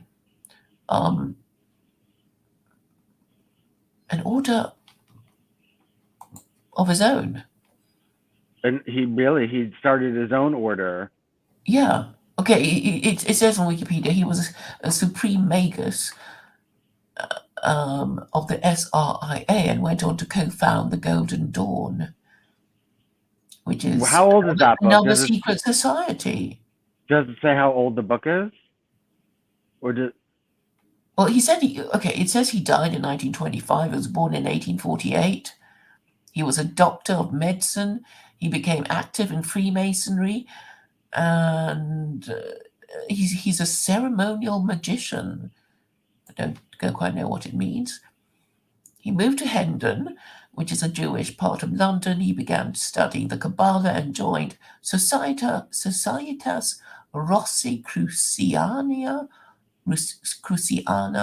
in Anglia. And then in 1882, he met Samuel Liddell Mathers.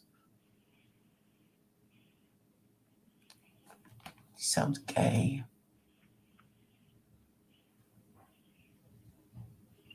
He never married. So I don't know. Maybe these men just. Well, he was a crown coroner anyway, so I guess. Yeah, that makes it rather creepy. what makes it creepy?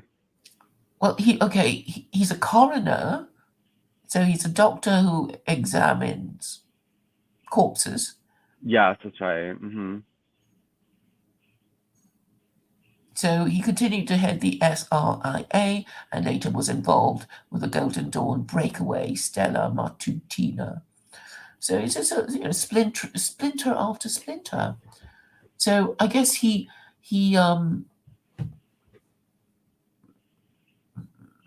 well, I don't know. He started in Freemasonry, and I guess he didn't like it, and then he went his own way.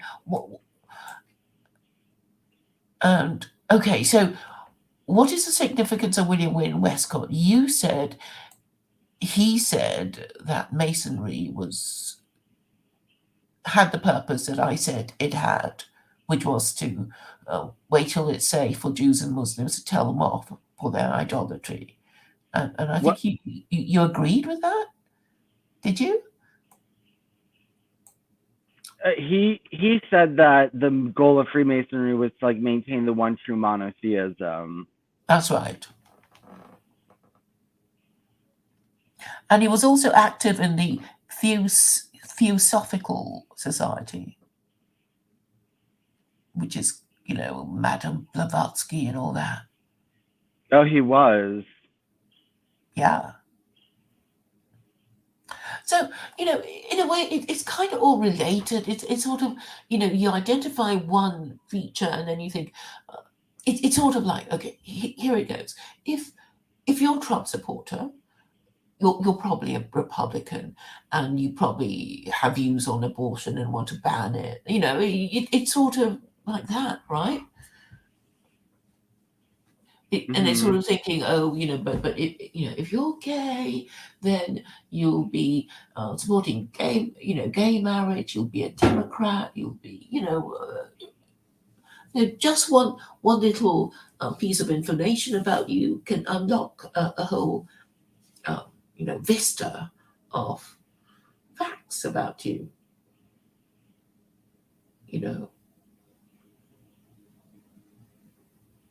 Mm-hmm. So which bit are you surprised by? That he was in theosophy. I'm not surprised by that. Well, no, I don't think I'm surprised by anything. Right. I don't think I'm surprised. It's just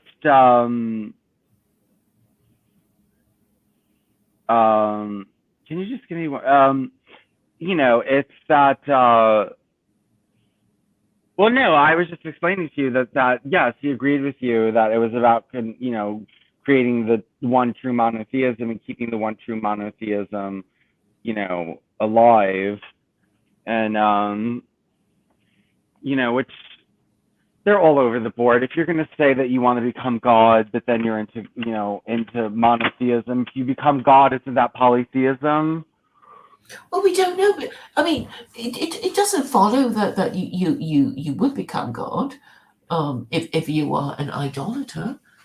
I don't think Hindus believe that they're going to become God. I think they're supposed to believe that they'll be reincarnated after they are dead, because that's a belief common to Hindus and Buddhists.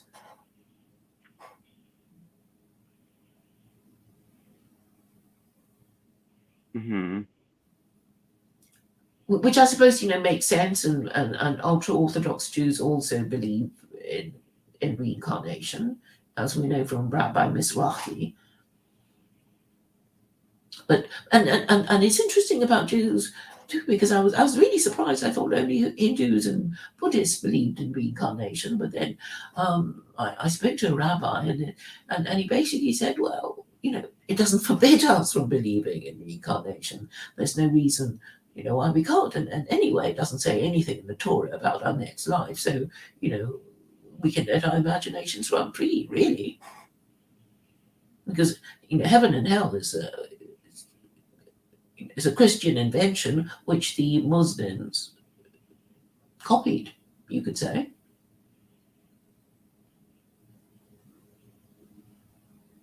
But I suppose the point being that, as long as you believe in an afterlife, you're cool, because that means that you believe that there will be a reward in the afterlife, or for good behavior, and punishment for bad behavior in the afterlife. As long as you believe that, people can, I think people just assume that you're more likely to be a good person if you believe in an afterlife where good will be rewarded and evil punished, than if you were an atheist. And I guess once upon a time, to be an atheist was okay. So we were talking earlier about just saying one belief of yours, leads people to make all kinds of assumptions about you. So if you're an atheist, in the olden days, people would say, well, you must be a nihilist, because if you're an atheist and you don't think there is an afterlife or God is watching you, then you're just going to lie about anything just to, you know, uh, get what you want. So you could lie about things that you're saying. You would lie about your truthfulness. You would, basically you do anything because you don't believe in God, and there is no punishment in the afterlife. So anything is permissible as long as you can get away with it, and therefore, people would shun you. I guess fathers wouldn't let their daughters marry you, and that kind of thing. I guess. But well, I guess now we have a different form of discrimination, which is, maybe not so. What's the word? Sensible, rational, because you're not discriminating against the right kind of people. Yeah. But I think you know what I mean, don't you? That people just assume, there was a shorthand for all kinds of things, like being atheist. So I guess even if you were an atheist, you'd lie about being an atheist. Mm-hmm. And I don't know if you think that if that's healthy, but should we be forced to say things we don't believe in? I mean, actually, it happens all the time, right? It's just that the things that we're told to pretend to believe in are they don't serve a societally beneficial purpose. They're more likely to, destroy our society than support it. Yeah. Yeah, I know. I mean, yeah, this is it is a problem. I mean, well, this problem wouldn't exist if there had been no restrictions made on anyone to begin with, if there were no restrictions on women or homosexuals or trans people to begin with, and any of these, you wouldn't have a backlash. Like, people are just trying to, undo the wrongs that were done. And, they want to destroy the system that, enslaved them. And part of that is getting the system to change so much that it becomes unrecognizable. Well, but then it's going towards the edge of the cliff and going off it, and then crashing and burning when you hit the rocks below, because basically the reason why marriage is so popular and is so universal in any advanced society is that there is this assumption that not everybody should be allowed to marry. Some people are not suitable for it. If you're mentally defective, if you're a criminal, if you have mental health issues. So it's obvious now. It's common sense, and so marriage serves as a filter. You're just saying not everybody can has a right to have children. Sorry, and this is not just confined to humans. It's in all social animals. So you get a wolf pack. I mean, I don't quite know how they do it. Maybe the alpha male. I don't think the alpha male has a harem, but certainly stags have a harem. Lions have a harem. But maybe there are other arrangements for different kinds of animals, but they have their own rules too.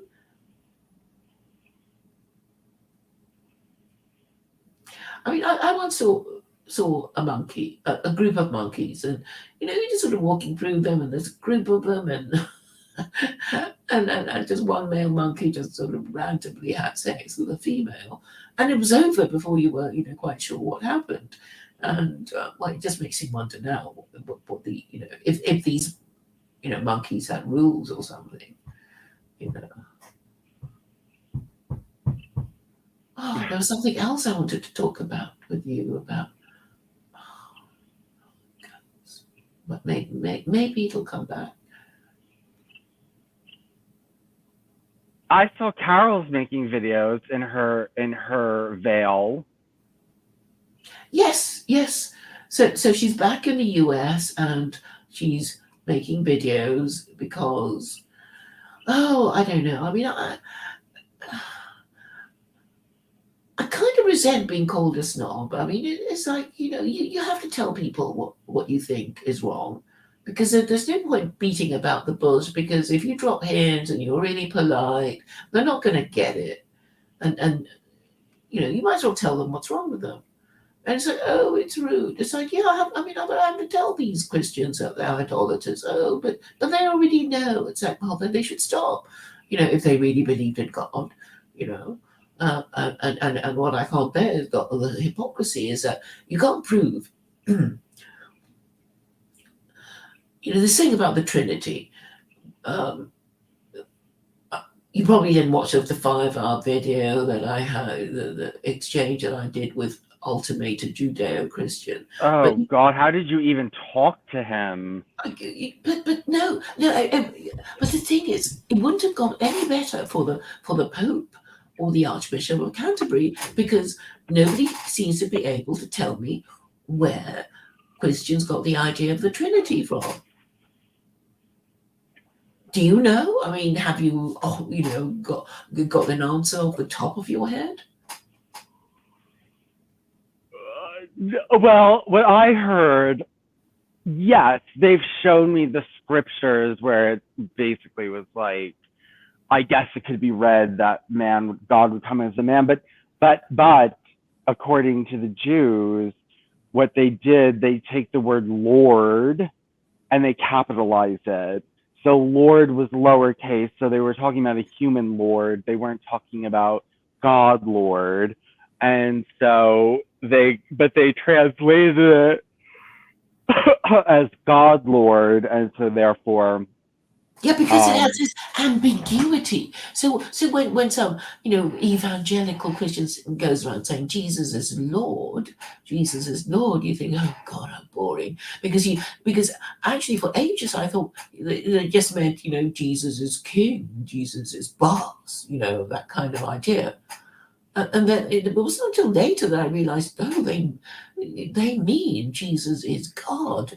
And then, of course, that set in line a chain of questions like, well, what a strange thing to claim, And then you think the obvious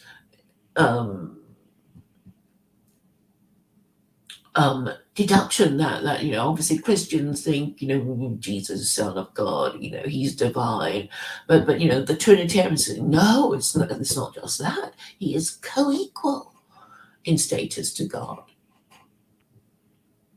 and I'm sure I think we know that a lot of people said, why, how when did it happen, how did it happen, tell us, and these poor people. Before the First Amendment, were just burned at the stake for asking too many questions. And it's okay. I know you don't agree that Jehovah's Witnesses are the modern day proponents of Arianism, but I'm saying at the beginning of the time when Rome began to be Christianized, it was Arianism that ruled the day because Constantine was an Arian, but he had a deathbed conversion, and so he wasn't really an Arian for that long, and then his son was the proper Arian, and when his son died, they flipped over to Trinitarianism when the Edict of Thessalonica was passed, and basically said anybody who isn't a Trinitarian, well, they're going to get prosecuted, and that has been Christian tradition since those times. And so if you look at Christian history, it's like they've been arguing with each other about the Trinity and killing each other over, their differing opinions about what they thought the Trinity was. And even now they don't want to talk about it at all because they know it's rubbish. But they still won't admit that, basically the Trinity was cooked up by Athanasius, who was responsible for the Athanasian Creed. And I'd hoped we could read, or you would read, the Athanasian Creed. Do you have time? Yes, we can. You want to read it right now? Well, I mean, might as well, if you'd like to. Yeah, how long is it? Well, you can have a look and then decide whether you want to read it. There's a thing on Wikipedia. But how do I spell it? ATH. Yeah. ANA. Your Athanasian Creed. I mean, it is a creed that basically declared the beliefs of Jehovah's Witnesses illegal, because I'm saying that it's Arianism, really, but I know you disagree. Oh, wait, here it is. Okay, the Athanasian. Whoever will be saved before all things, it is necessary that he hold the Catholic faith, which faith is this the Athanasian Creed? Yes. The Catholic with faith, unless everyone do keep whole and undefiled, without doubt he shall perish everlastingly. And the Catholic faith is this that we worship one God in Trinity, and Trinity in unity, neither confounding the persons nor dividing the essence, nor there is one person of the Father, another of the Son, and another of the Holy Ghost, but the Godhead of the Father and the Son and the Holy Ghost is all one, the glory equal, the majesty co-eternal, such as the Father is, such is the Son, and such is the Holy Ghost. The Father uncreated, the Son uncreated, the Holy Ghost uncreated. The Father unlimited, the Son unlimited, and the Holy Ghost unlimited. The Father eternal, the Son eternal, and the Holy Ghost eternal. And yet they are not three eternals, but one eternal, as also there are not three uncreated, nor three infinites, but one uncreated and one infinite. So likewise, the Father is almighty, the Son almighty, and the Ghost almighty. And yet there are three almighties, but one almighty. So the Father is God, and the Son is God, and the Holy Ghost is God. And yet they are three gods, but one God. So likewise, the Father is Lord, the Son is Lord, and the Holy Ghost Lord. And yet not three Lords, but one Lord. For like as we are compelled to by the Christian verity to acknowledge every person to himself to be God and Lord, so are we forbidden by the Catholic religion to say there are three gods or three lords. The Father is made of none, neither created nor begotten. The Son is of the Father alone, not made nor created, but begotten. The Holy Ghost is of the Father and the Son, neither made nor created nor begotten, but proceeding. So there is one Father, not three fathers, one Son, not three sons, one Holy Ghost, not three Holy Ghosts. And in his Trinity, none is before or after another, none is greater or less than another, but the whole three persons are co-eternal and co-equal, so that in all things, as forementioned, the unity in Trinity and the Trinity in unity is to be worshipped. He therefore that will be saved, let him thus think of the Trinity. Further, it is necessary to everlasting salvation that he also believe faithfully in the incarnation of our Lord Jesus Christ. For the right faith is that we believe and confess that our Lord Jesus Christ, the Son of God, is God and man, God of the substance, essence of the Father, begotten before the worlds, and man, the substance, essence of his mother, born in the world, perfect God and perfect man, of a reasonable soul and human flesh, subsisting, equal to the Father as touching his Godhead, and inferior to the Father as touching his manhood, who although he is God and man, yet he is not two but one, Christ, one not by conversion of the Godhead into flesh, but by the assumption of manhood into God, one altogether, not by confusion of substance, essence, but by unity of person. For as the reasonable soul and flesh is one man, so God and man is one, who suffered for our salvation, descended into hell, rose again the third day from the dead. He ascended into heaven. He sitteth on the right hand of God and Father Almighty, from whence he will come to judge the living and the dead, at whose coming all men will rise again with their bodies, and shall give account of their own works, and they that have done good shall go into life everlasting, and they that have done evil into everlasting fire. This is the Catholic faith, which except a man believe truly and firmly, he cannot be saved. Well, yeah, it doesn't really make sense, right?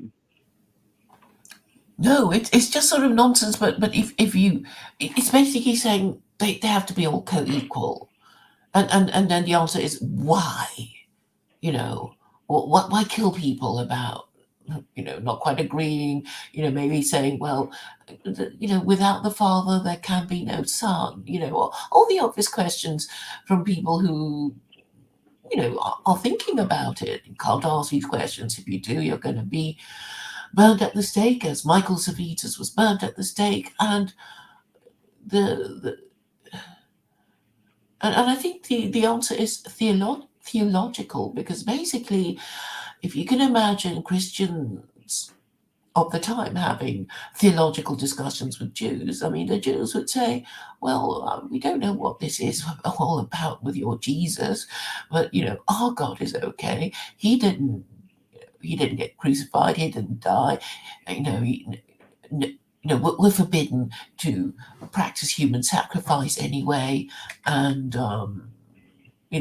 but your God apparently had to, get crucified and die and go to heaven after going to hell, and, whatever nonsense you cooked up. And I think Athanasius basically anticipated all these arguments and said, Jesus has to be equal to the Holy Spirit and God, or we'll keep losing these arguments to these Jews who'll say that their God is more powerful than ours. And we can't have that. Can't have that. Or, Christians would just look stupid. So the only way that, Christians have won the argument so far is I guess the Jews are too scared to challenge them. The Muslims are too scared because, well, they don't agree. Mm-hmm. And but forget the Jews and the Muslims. I mean, a lot of Christians died over the Trinity too.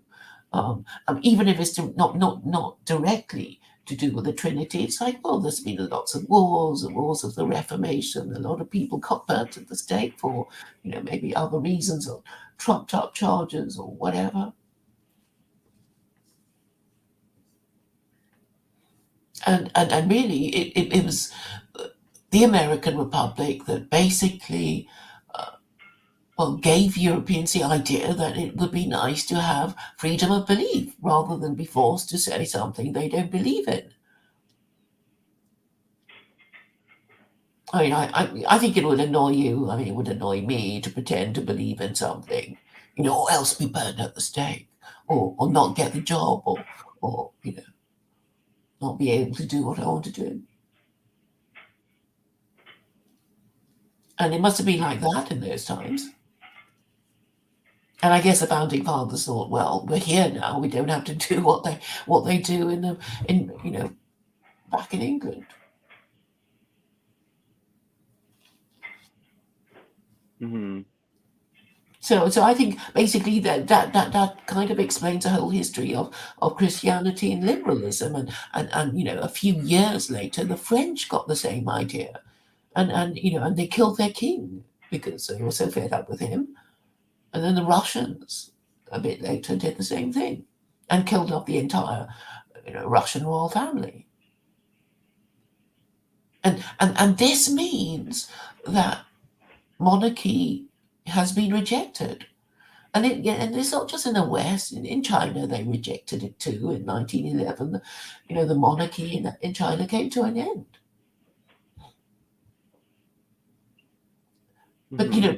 I'm just talking about this because actually, the British king, the British monarch, was crowned this month. In fact, on the 6th. Yeah, uh-huh. And they went through all the ritual, the anointing with oil and all that. It's a Jewish idea. I mean, they talk about their anointed Messiah, their king. Well, it's all, the anointing is, well, oh yes, with in Jerusalem oil or something, it had to come from there. Mhm. So I mean, I just think really fundamentally in the minds of so many Westerners that they need to decide whether they believe in monarchy or not. And I do think the problem is being addressed because, basically they're saying, oh, if people want to believe in tales, what's the harm of it? And I'm saying, actually, it has real life consequences if you think of what large pieces of British territory, which are still British, um, you know, the peoples of these places, the Australians, the Canadians, the New Zealanders, they probably think that they have an independent foreign policy. And they won't take it from me, when I say, look, you've got a governor general. What is a governor general? A governor general is a colonial administrator. What does the governor general do? If he can sack your elected prime ministers, and it's not just me, getting frightened about nothing. I mean, it happened in 1975 when Gough Whitlam was sacked by the governor general. Yeah. So really, it's all this talk about white identity, and it's like, well, white identity in New Zealand, Australia, and Canada surely must be about whether they want to be British or not, because it is these territories that um, serve the, well, I mean, if you look at the marine empire that is America. Australia is very important for the Americans because they need somewhere to, park their, battleships, don't they? They need to, and Australia is a good base if they're sailing, towards um, the South China Sea and all that. Mhm. So, so basically, Britain has put at America's disposal the resources of Australia and Canada and New Zealand, and these people don't even know. And if you tell them, they'll deny it because I guess that they want to think that really they're all happily British, and they can have their own independent foreign policy, and and all because the British cleverly after the Second World War they quickly flipped because before the Second World War they were called, very simply, dominions.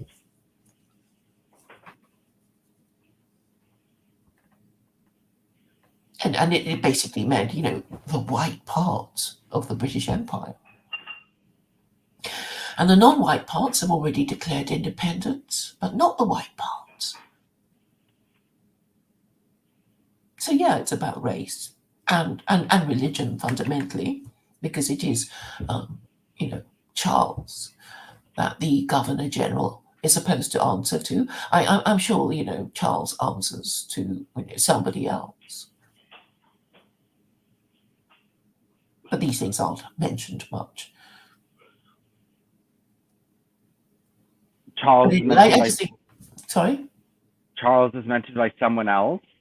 Well, I don't know. I mean, we don't know if he really knows what he's doing. You know, I mean, I can imagine a lot of pressure can be put on, one lone monarch, like, you've got to sign these papers. Come on, Queen, come on, King, we haven't got all day. Mhm. And they wouldn't be able. I think they'd be quite isolated. They can't have political discussions because, well, they're not supposed to have political opinions, and they can't do what we do and just talk to random people online about this or that. They're basically, I guess if they wanted to talk politics, they'd have to find very, trustworthy people who wouldn't betray, wouldn't betray them. And I don't think anybody should live like that.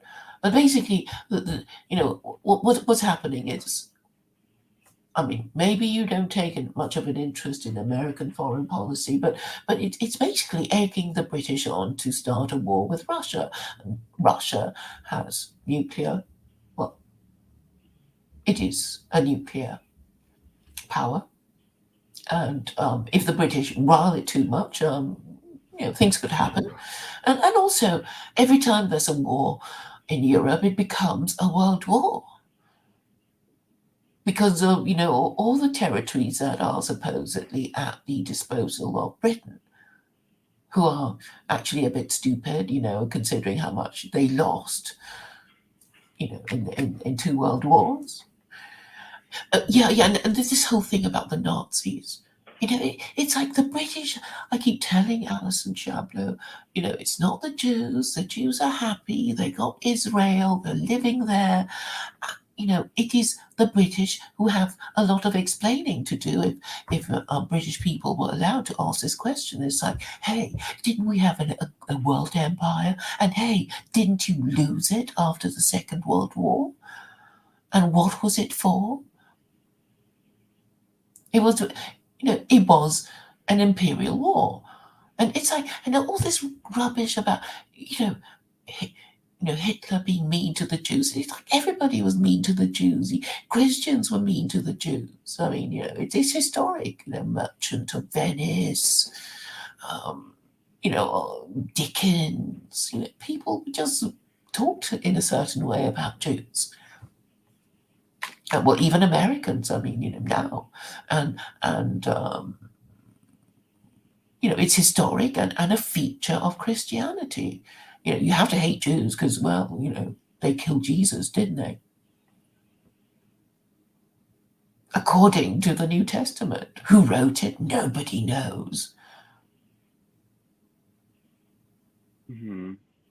Well, Right. anyway, well, the Quran says he didn't die on the cross. It only appeared that he did so. God apparently lifted him directly to heaven. So I guess God gets Jews off the hook.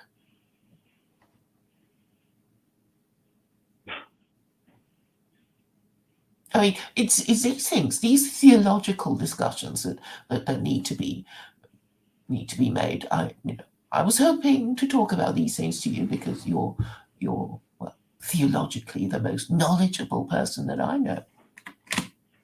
I'm not that knowledgeable in theology. I mean, I'm knowledgeable a little bit in scripture. Um, Yeah, but you can use. I mean, you can use reasoning to say. I mean, well, okay, you understand anyway why I'm saying that Christianity is idolatry, and you agree too. what Well, I that's can my explain, memory. I can explain why Christianity is an idolatry, at least to a little bit. Yes.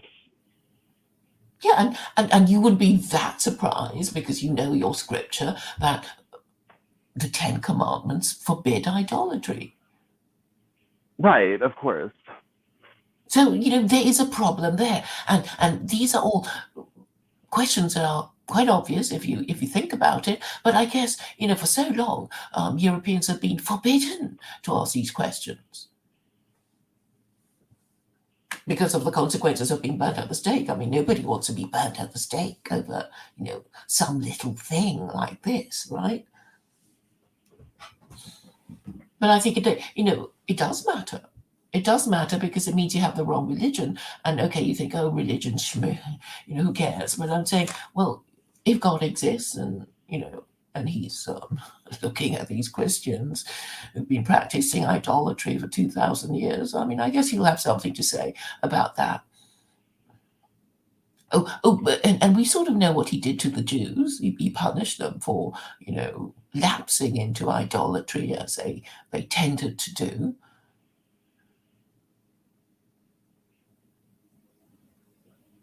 Right. Yeah, and then the other religion that forbids idolatry, but in a kind of way, doesn't say that we're gonna, execute you for your idolatry. Is Islam.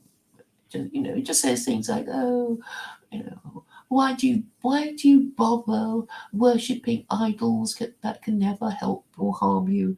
Why do you do that? It's such a waste of time. But anyway, I mean, the whole point is that, go back to the subject of masonry. If the purpose of masonry is to, as I said, for Jews and Muslims to, when it's safe, tell Christians that that they're not supposed to be doing that, not supposed to be practicing idolatry, and presumably in a fraternity they will take it better. Then all these Hindus joining becoming Masons is not going to help the cause. And I mean, these days everybody dilutes their principles now. It's like Jews, like Duvid, like, oh, I'm going to be a Hindu. Yeah. But actually, the 36 capital offences have a very, are very useful. They're very useful to me. So even if they don't get executed, I mean, it's just a way of making the point that it's a very big deal if you break the Sabbath, if you bow before idols, if all those things, and idolatry is one of the death penalties, and they're doing it, and by they saying, oh, we don't care, it doesn't matter, it didn't happen, or something like, or whatever excuses they make.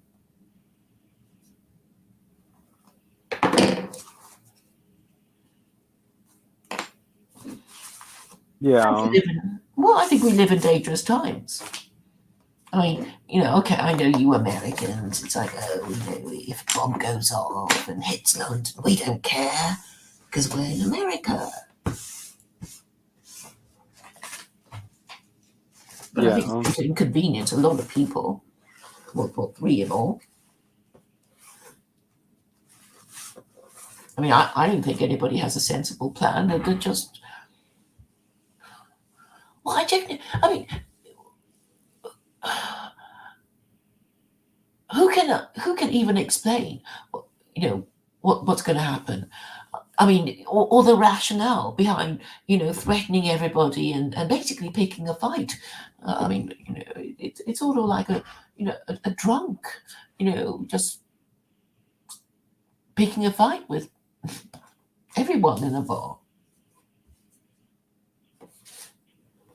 Well, yeah. They just, if they need to get back, well, look, it's all going to be their undoing anyway.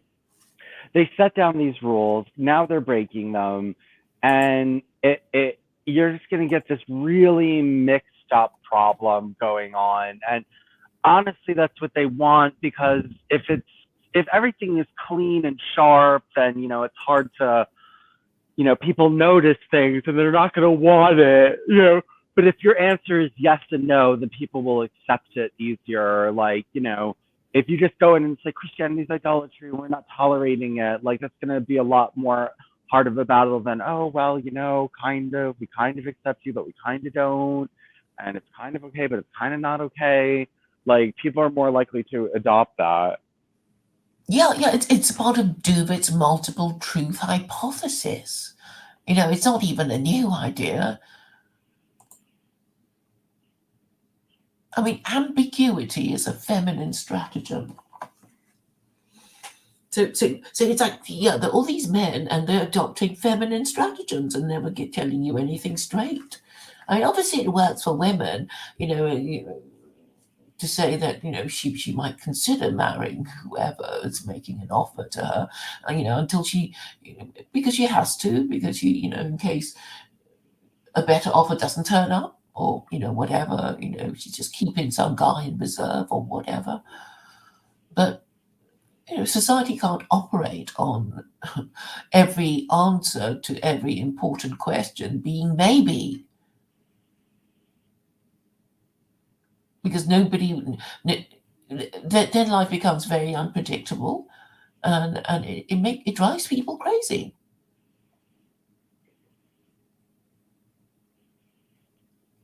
And they can't plan their lives.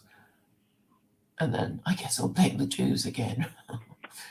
Well, I mean, this works for the Jews and it works against the Jews. I mean, it works for them in that the ambiguity gives them further social coverage and further social entrance. But then at the same time, you're setting up you're just setting up a mess for yourself. Are you even going to reach your goals now because you diluted yourself so much? And when is this all going to turn on itself? Because it is turned on itself. You're mixing systems that are not supposed to be mixed, and eventually someone's going to, it's a powder keg. Eventually something's going to happen. Yeah, yeah. I mean, like World War III, and I guess we're all going to be punished. The idolaters, as well as the people who are supposed to be better than the idolaters.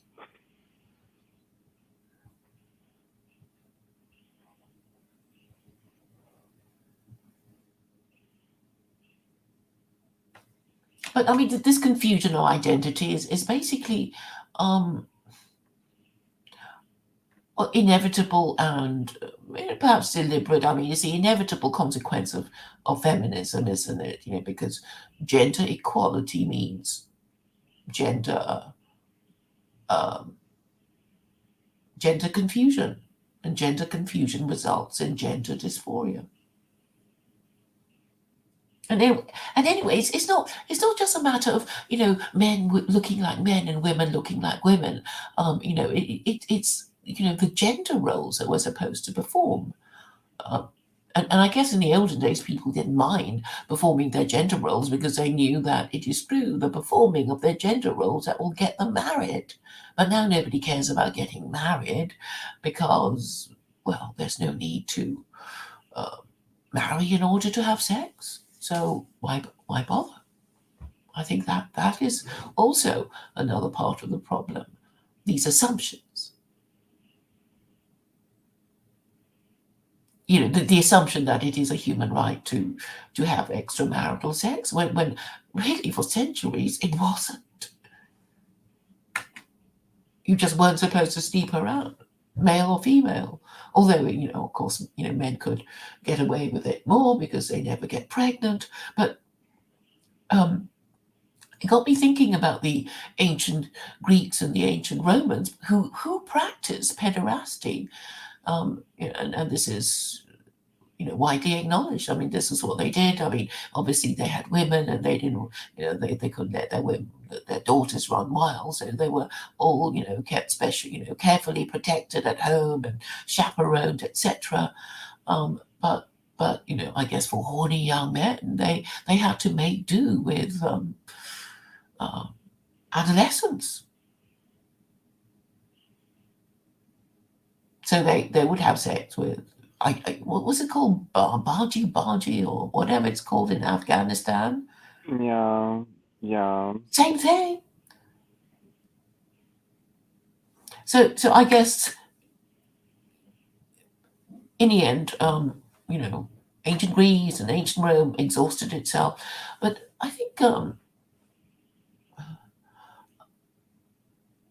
would say Christianity, because of its monogamy, its enforced monogamy. Even kings couldn't have more than one wife.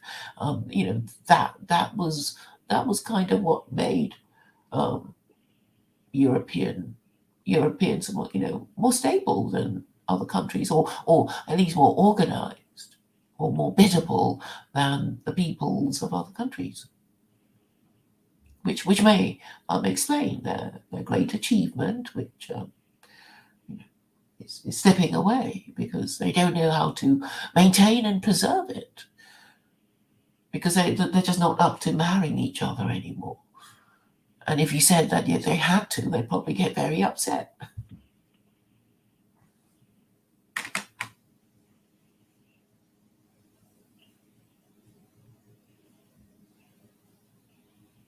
But yeah, I think, I mean, you've been very helpful in saying that Judaism is the most heterosexual religion there is because of, all its rules and, it's very sex negative.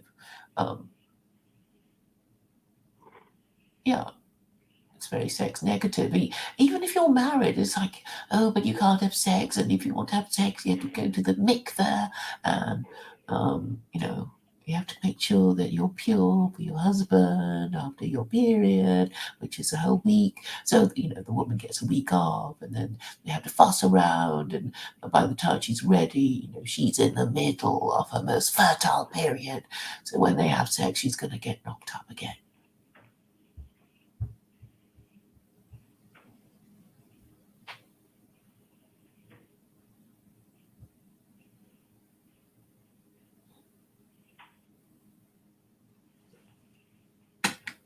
So what are you reading now? Right now I'm reading Ms. Eddie by Edwin Denkin. It's her biography, her very unflattering biography. So she was litigious and dishonest, you're saying? Yeah, she was litigious. She was dishonest. She was a mooch. She cursed people out. She tried to burn someone's house down. Like, she was a morphine addict.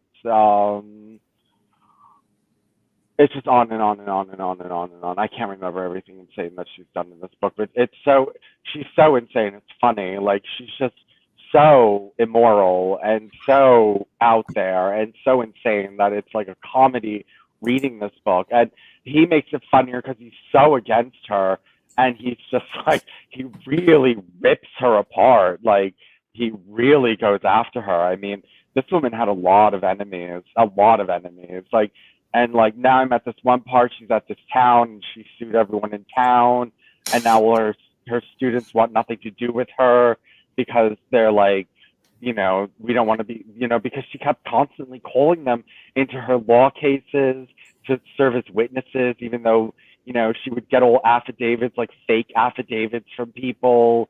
And, they didn't want to keep going into the court and being interrogated and coming up with lies and stuff like that. So I'm at that, but she's just lost lots of her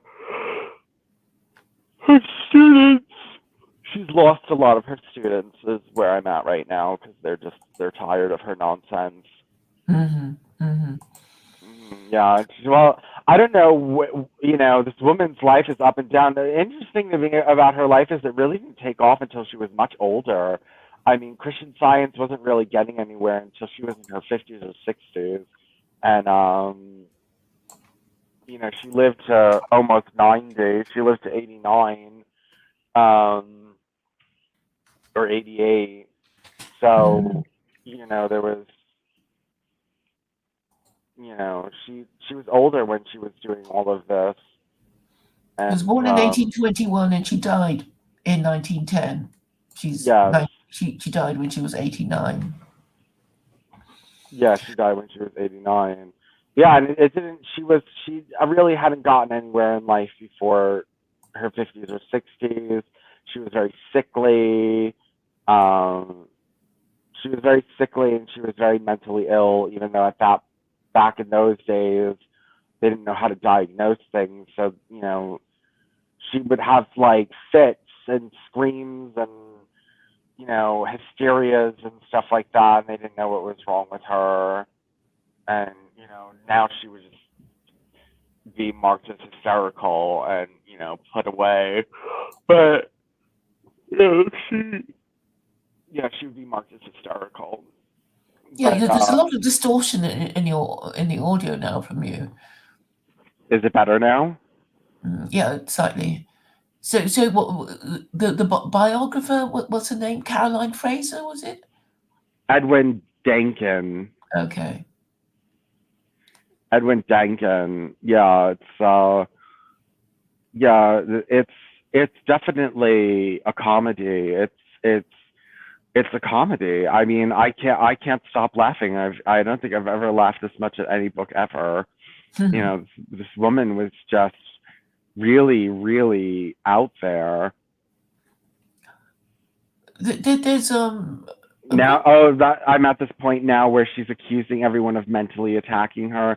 So she believed in something called malicious animal magnetism, that someone could focus their mind on you and bring sickness to you. And she's accusing, she's sick even though she's supposed to be healing the sick.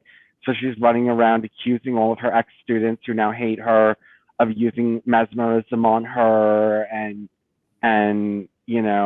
making her sick, and telling people that if she dies she was murdered by mental arsenic and all this other kind of stuff.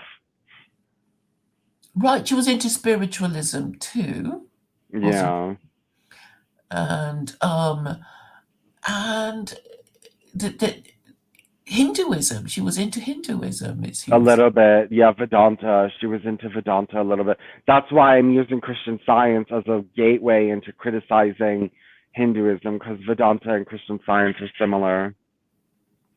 Right. I mean, if you want to criticize Hinduism, it's like it's not even a proper religion. It's just a sort of a mixture of these religions that the British just didn't know what to say, but just called them Hinduism because you all spoke Hindi and that's it. Because these people didn't actually even take the trouble to call themselves anything. Okay, there's the Vedas, but they all believe in that, or they certainly haven't read it. I mean, I guess the average Hindu would just sort of go to temple for sacrifices. Oh yes, and British Israelism. Did you read about that? Yes, British Israel. Oh, she was into British Israelism? Yes. Where Okay, does so it say that? Wikipedia. I'll read it to you. There was a complex interaction between Christian Science and British Israelism, a belief which was popular during Eddy's lifetime among a number of well-known Christian scientists. Until her death, Eddy continued to keep an interest in British Israelism. Early members of the Christian Science Mother Church accepted the Anglo-Israel message of Mrs. Eddy. However, after Eddy's death in 1910, the Mother Church denied the validity of anything having to do with British Israelism, and any Christian scientists supporting British Israelism in the Mother Church were excommunicated. Nevertheless, British Israelism remained attractive to many in the Christian Science movement after Eddy's death. Since the Mother Church no longer wanted to teach British Israelism, a number of offshoot Christian Science churches and groups were set up to continue teaching British Israelism. For example, an English Christian Scientist named Annie Cecilia Bill became convinced she was the true successor of Mary Baker Eddy. In 1912, Bill began an organization in England known as the Christian Science Pattern Church. Bill moved to the United States after World War One, and 1924, and in 1924 she established her Christian Science parent church in America. The end. Oh my God, that's so interesting. I'm looking it up right now. I'm looking for anything to do with Christian Science and British Israelism, but the only place that I can find it is in that Wikipedia article that you said. Well, Hold there's a on, bigger, I've actually been to a British Israelism church in London a few years ago. And I thought, how odd, it's like they're all these people and they don't like Jews, but they want to be Jews. It's like, oh, these people be crazy. So I see Jay's in the chat. It's he calls himself a Christian Scientist. He's just full of shit. But he calls himself a Christian. Jay who? yeah. I'll Who? give him a link in case he wants to talk to us. I cannot believe this about British Israelism.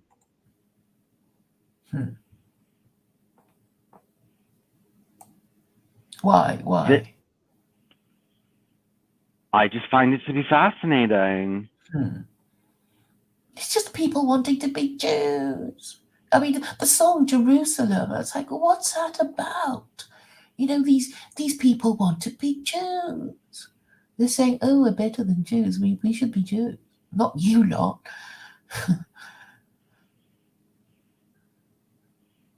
People trying to steal their identity. That's insane, British Israelism. Ooh, what about Mormon British Israelism? Let's see if there's anything there.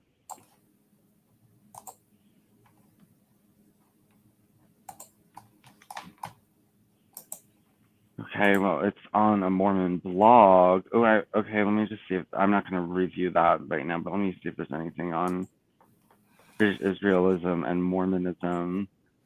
Well, in case Jay decides to join us, I mean, he's claimed in his previous discussions with me to be a Christian Scientist. It's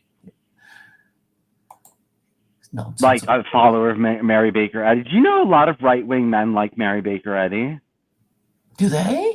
Yes, because of the Vedanta thing. And when I said I was going to use Christian Science to destroy Hinduism, one of them got so angry with me. He blocked me and everything. When you said what? When I said that I was going after Hinduism using Christian Science.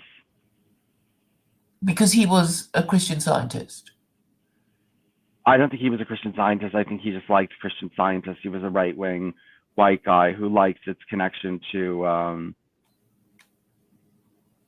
who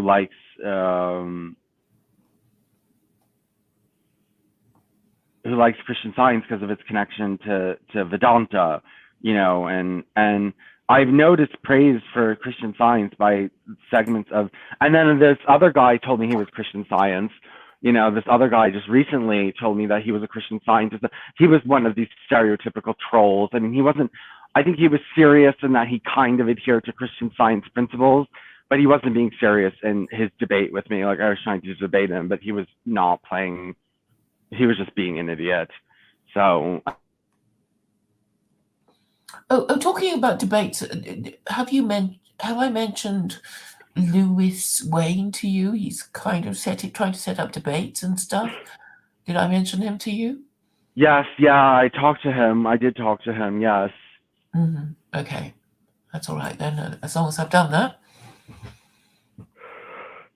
Did you listen to my video with this white nationalist? No, what's his name? Oh, I can't remember what it.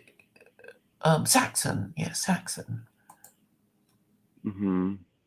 I can find you the link if anybody's interested. But yeah, it turned out to be quite a relaxed conversational thing in the end. But they were trying to pretend it was like a stupid wrestling match, and you can hear them and sort of talking over us when we were talking, and talking like wrestling commentators and stuff. So that was that was their shtick.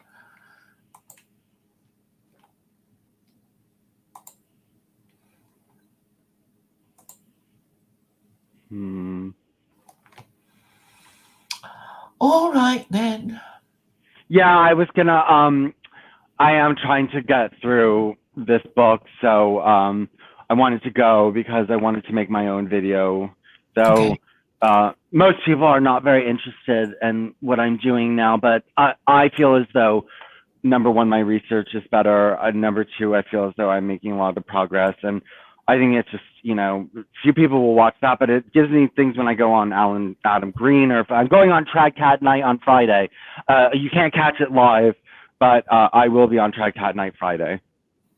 Okay, but I never see it when it's not live either. Well, because and it's behind a paywall, so you can't watch it anyway. But if you are connected to Trad Cat Night, then yeah, sure, watch it.